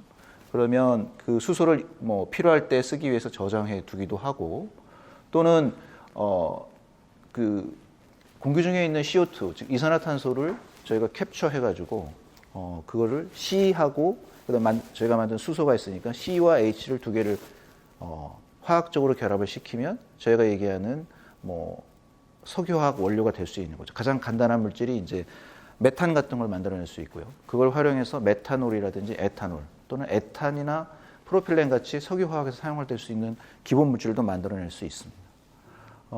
아까 말씀드렸듯이 가스나 이런데 그 기존에 있는 우리 이제 뭐 천연가스망이라든가 이런 연결해서 수소를 일부 첨가해가지고 열원을 사용하는 방법이 있는데 저희가 볼 때는 현재 가장 수소를 빨리 그리고 가장 유용하게 사용할 수 있는 방법은 이런 그 운송기관에 사용될 수 있는 방법이 가장 현재로서는 유망하고 빠르게 적용될 수 있는 분야라고 생각하고 있습니다. 이러한 그 저희 수소 사업에 관련돼서 아까 말씀드렸듯이 저희보다 한 10년, 15년 먼저 가고 있는 그런 나라들이 있는데 글로벌하게 이렇게 보시면 주로 이제 제가 이제 빨간색 점선으로 표현되어 있는 요 나라들이 빨리 가고 있는 중입니다. 밑에 있는 숫자들이 이제 수소 전해조의 이제 용량을 얘기하는데요. 독일이나 뭐 일본이나 호주나 프랑스나 같은 이런 경우에는 100메가와트급 설비들을 현재 깔고 있는 중입니다. 근데 우리나라는 조금 늦죠. 저희 나라는 어떻게 보면 이 단계가 랩 단계가 있고요. 기술 개발이 필요하니까. 그 다음에 두 번째는 이제 실증 단계가 있습니다. 한 1메가와트나 2메가와트 정도급 해가지고 한 2메가와트급 정도 되면 하루에 한 600kg에서 설비에 따라 좀 다르지만 한 1톤 정도를 생산할 수 있습니다. 보통 승용차가 한 대 하루에 사용하는 양이 아마 한 500kg 정도 간다고 치면 한 5kg 정도 5kg 정도 담을 수 있는데요. 한 1톤 정도로 하면 한 20대 정도 담을 수 있는 그런 양이 되겠습니다. 그런 실증 단계를 지나서 소규모 상업화가 될 수 있고, 그 다음에 이제 대규모 상업화가 될 수 있는데, 이런 이제 독일이나 일본 이런 나라들은 이제 실증 단계를 넘어서 가지고 소규모 상업화 단계까지 도달했다고 말씀드릴 수 있겠네요. 글로벌 수소 시장 전망은 매우 낙관적으로 현재 봐지고 있는데요. 기존의 그 수소를 가지고 가는 산업 수소 시장은 이미 성숙이 돼 있어서 기껏해야 한 1% 성장도 되지를 않습니다. 그런데 수준에 기반으로 해가지고 발전하는 이런 쪽에 이제 신규 수소 시장은 매년 10% 이상 성장할 것으로 현재 예상이 되고 있습니다. 따라서 이제 이 수소 시장이 그 생산 쪽으로 성장하는 것도 되게 중요하지만 이것을 받쳐줄 수 있는 그러니까 수소를 사용해 줄 수 있는 수요 시장이 굉장히 중요합니다. 이런 이제 수요 시장 관련돼서 이제 국가별로 이제 정책들을 가지고 있는데요.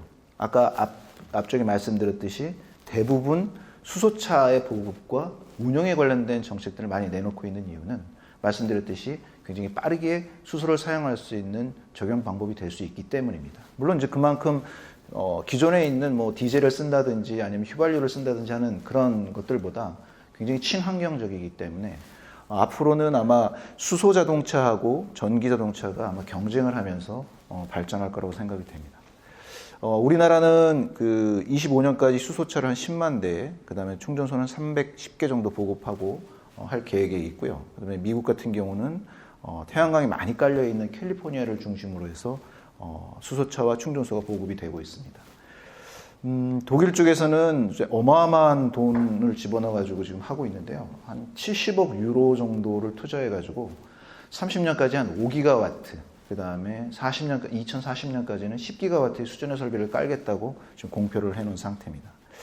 일본은 예상외로 저희보다 조금 느립니다. 그러니까 수소차나 그 수소 충전소에 관련돼서 이렇게 하겠다고 얘기를 하지만 실제로는 수소 공급을 본인들이 생산하지 않고 외부에서 특히 이제 호주나 이런 데에서 값싼 수소를 가지고 들어오겠다는 게 주로 그 핵심 정책이기 때문에 우리나라에서는 이제 내부의 어떤 그 성장 동력을 가지고 가는 거하고 좀 대변될 수 있는 거라고 볼 수 있겠습니다. 뭐 숫자들도 많고 글자들도 많아서 조금 지루해 보이지만 잠깐 말씀을 드리면 글로벌 이제 수소 경제 동향을 잠깐 보면 결국은 그 정부의 지원 및 참여가 굉장히 중요한 거라고 생각이 됩니다. 왜냐하면 초반전에는 그 규모가 작기 때문에 인건비나 투자비가 많이 들어가는 것 대비해서 생산량이 작기 때문에 경쟁력이 좀 낮습니다. 그래서 그 경쟁력이 올라갈 때 동안 그 국가가 많은 도움을 좀 주고 그다음에 인프라 관련된 부분에서도 같이 협업을 좀 해야 하는데요. 글로벌 수소 경제 중에 이제 생산 쪽으로 보면 2026년이 되면 약 2천억 달러 시장이 될 거로 보고요. 그 CAGR 같은 경우 즉 경제 성장률을 보면 8% 정도를 보고 있습니다. 저장 쪽도 보면 이제 주로 그 기존의 부생 수소를 이용했던 거에서 신재생 에너지를 사용한 그린 수소 쪽이 발전할 거기 때문에 약 10억 달러 시장으로 늘어날 것으로 보고 있고요. 활용 부분은 당연히 이제 그 승용차나 뭐 지게차나 트럭이나 이런 쪽으로 이제 트랜스포테이션에 관련된 쪽 시장이 크게 성장할 것으로 예상을 하고 있습니다. 해상을 통해서 이제 운반되는 경우는 이제 대량 생산 체계를 갖출 수 있는 뭐 호주나 아니면 중동이나 이런 쪽에서 좀 생산량이 많아져가지고 그 물동량이 좀 움직일 것 같고요.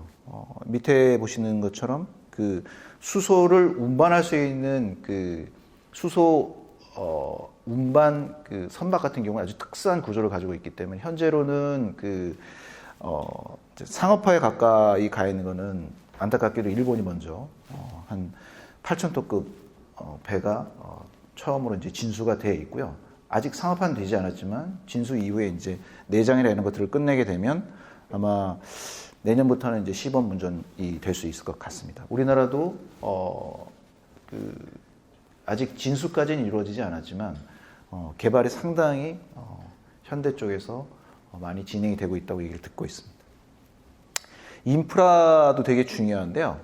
그 예를 들어서 뭐 여러 가지의 그 수소 용도가 있었지만 그 중에 자동차 같은 경우만 만약에 따져본다고 하면 수소가 생산된 이후에 수소 자동차가 만약에 붙으려고 하면 수소 충전소가 필요하고 그다음에 수소 충전소까지 수소를 운반해 줄 수 있는 운반체가 필요한데 그런 부분에 대해서도 투자가 이루어져야 하는데 생산업체와 그다음에 나중에 이제 그걸 사용하려고 하는 수소를 사용하시는 분들과의 그 중간 단계 초기에는 아마 수소 튜브 트레일러가 있는데요. 이게 운반량이 이렇게 수백 킬로 단위밖에 되지 않기 때문에 좀 효율성이 좀 떨어집니다. 그래서 그런 것들을 어떻게 액화를 한다든지 아니면 가스망을 만든다든지 할 경우에는 인프라 투자가 굉장히 많이 들기 때문에 그런 부분에서도 좀 국가가 또는 이제 대기업이 많이 신경 써서 해야 될 부분으로 보고 있습니다.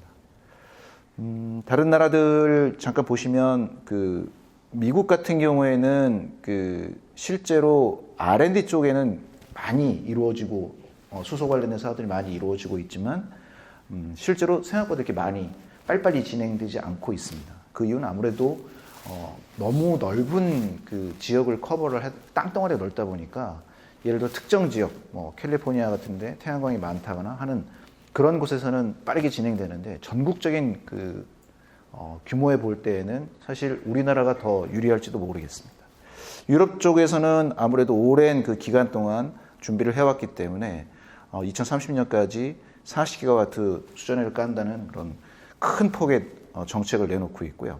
수소 사업에 관련돼서 또 하나 이제 큰 보폭을 보이는 데가 이제 호주입니다. 호주는 이제 땅덩어리가 되게 넓고 그다음에 태양광 에너지가 굉장히 예를 들어 효율적으로 많이 사용할 수 있기 때문에 큰 부지를 이용해서 전기를 사용해서 값싼 수소를 만들어 가지고 본인들이 쓰는 게 아니라 뭐 아시아 쪽이라든지 뭐 유럽 쪽이라든지 보내 가지고 산업을 크게 일으키겠다라는 그런 수소 로드맵을 가지고 있습니다. 우리나라 그 수소 생산에 관련돼서 사업 현황 로드맵을 보면 일단 현재 수준으로 보면 수소가 수소 충전소를 혹시 한번 보셨을지 모르겠지만 이제 고속도로 타다가 이제 뭐 안성 휴게소나 이런 휴게소를 한번 가시게 되면 수소 충전소가 옆에 있습니다. 그러니까 수소차가 많이 있지는 않기 때문에 충전하는 모습을 자주 볼 수는 없지만 거기에 이제 가격표가 붙어 있는데 한 8,800원 사이에서 이제 결정되어 있는 걸로 알고 있습니다. 근데 이제 수소를 현재 그 가격으로 받아도 뭐 수소차를 모시는 분 입장에서는 뭐 값싸게 사용할 수 있지만 좀 더 많은 저변을 넓히려고 한다 그러면 수소 가격이 뭐 4,000원, 3,000원대까지 떨어지는 그런 계획들을 정부에서 이제 발표한 가격이고요.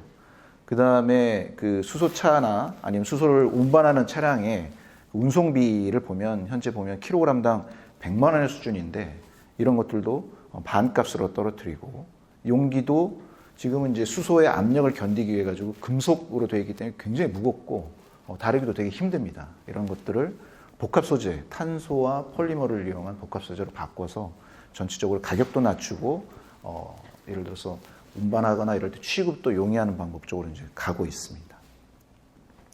여기서 잠깐 이제 기술적인 부분 하나만 말씀드리면 수소를 생산할 수 있는 전해 기술은 4가지가 있습니다. 첫 번째는 AEC라고 불리우는 알칼라인 수소 전해가 있고요. 또 하나는 이제 PEM이라고 하는 양이온 분리막 전해조가 있고, 그 다음에 AEM이라고 불리우는 음이온 분리막 전해조가 있고, 그 다음에 SOEC라고 불리우는 세라믹으로 되어 있는 분리막 전해조가 있습니다. 그 중에 현재는 이제 AC라고 불리우는 고전적인 그런 방법들이 널리 사용되고 있지만 향후에는 효율이 좀 높아지는 PEM이나 아니면 AEM 쪽으로 갈 거라고 예상이 됩니다. 자료에는 나와 있지 않지만 뭐 인터넷이나 이런 게 찾아보시면은 쉽게 것들을 보실 수 있을 겁니다.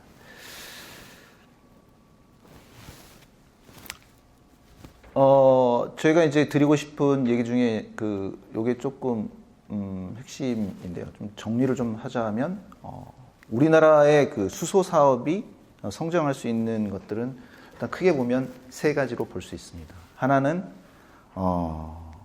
정부의 정책인 거죠. 정부의 정책 중에 가장 중요한 건 신재생에너지에서 나오는 전력값을 어떻게 책정하고 어떻게 활용할 것인가에 대한 부분들을 한번 고민해 볼 필요가 있습니다. 그 이유는 예를 들어서 신재생에너지를 가지고 수소까지 만드는데 아까 보셨지만 제가 잠깐 말씀드렸는데 한 8,000원 정도 나온다고 말씀드렸잖아요. 근데 이제 8,000원보다 더 싸질 수 있는 그 조건이 되려면 3가지 요건이 필요합니다. 첫 번째는 전기 가격이고요.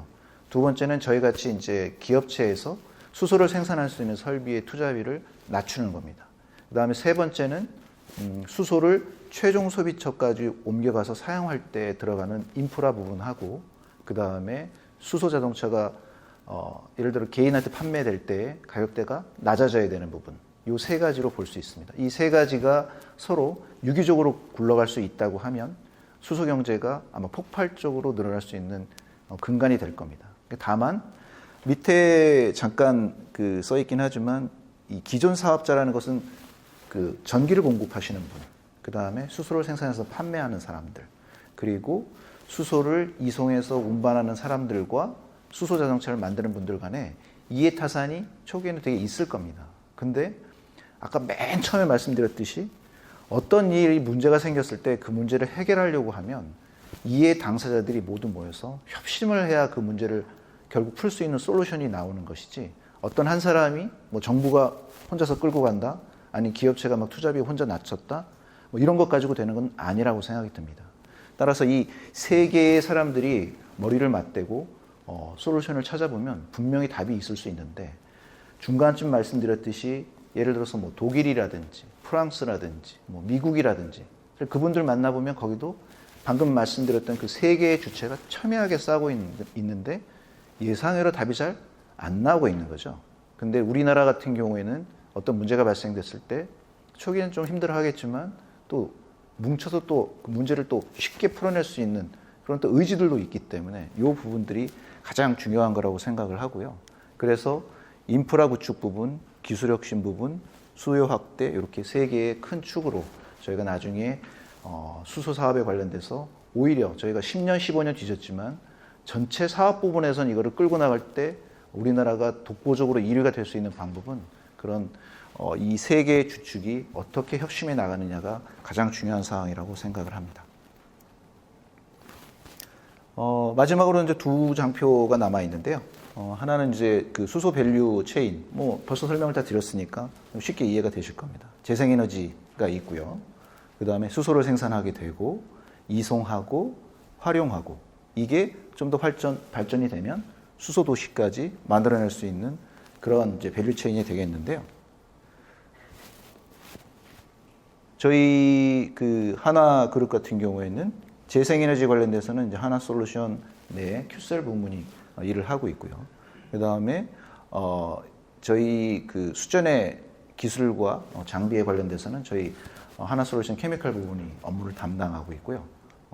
첨단 소재 부분에서는 수소 저장 용기에 관련된 부분, 그리고 파워 시스템에서는 수소를 압축하고 이송하는 거에 관련된 부분들, 그리고 한화에너지는 재생에너지를 평탄하게 만들어가지고 수소 생산하는 설비가 그를 잘 받아쓸 수 있도록 할 수 있는 전 그 밸류 체인에 대해서 저희가 역량을 가지고 있고요.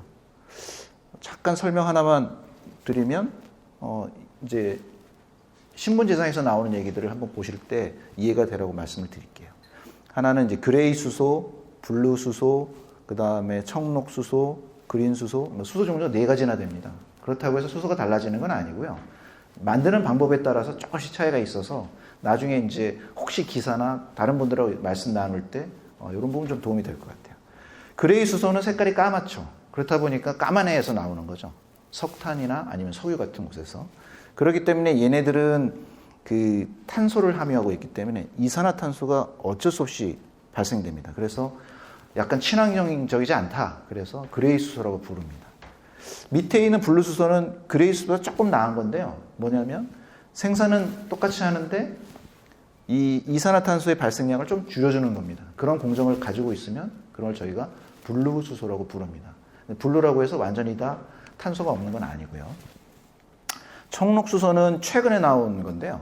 그러니까 블루 수소하고 청록 수소의 차이는 그 블루 수소는 카본을 캡처해가지고 좀 묻거나 뭐 어디 처리하는 방법인데 이 청록 수소는 이 탄소가 이산화탄소 형태로 나오지 않고 가루로 나옵니다. 그래서 대기종으로 나가지 않기 때문에 블루 수소보다는 좀 더 친환경적이다. 그리고 이 가루로 나오는 탄소를 뭐 예를 들어 타이어라든지 이렇게 뭐 액티베이티드 카본이라든지 뭐 이런 활성탄이라든지 이런 데에 사용돼서 재활용할 수 있기 때문에 약간 더 친환경적이다라고 봐서 좀 더 블루 수소보다 좀 더 좋은 개념이라고 볼 수 있고요.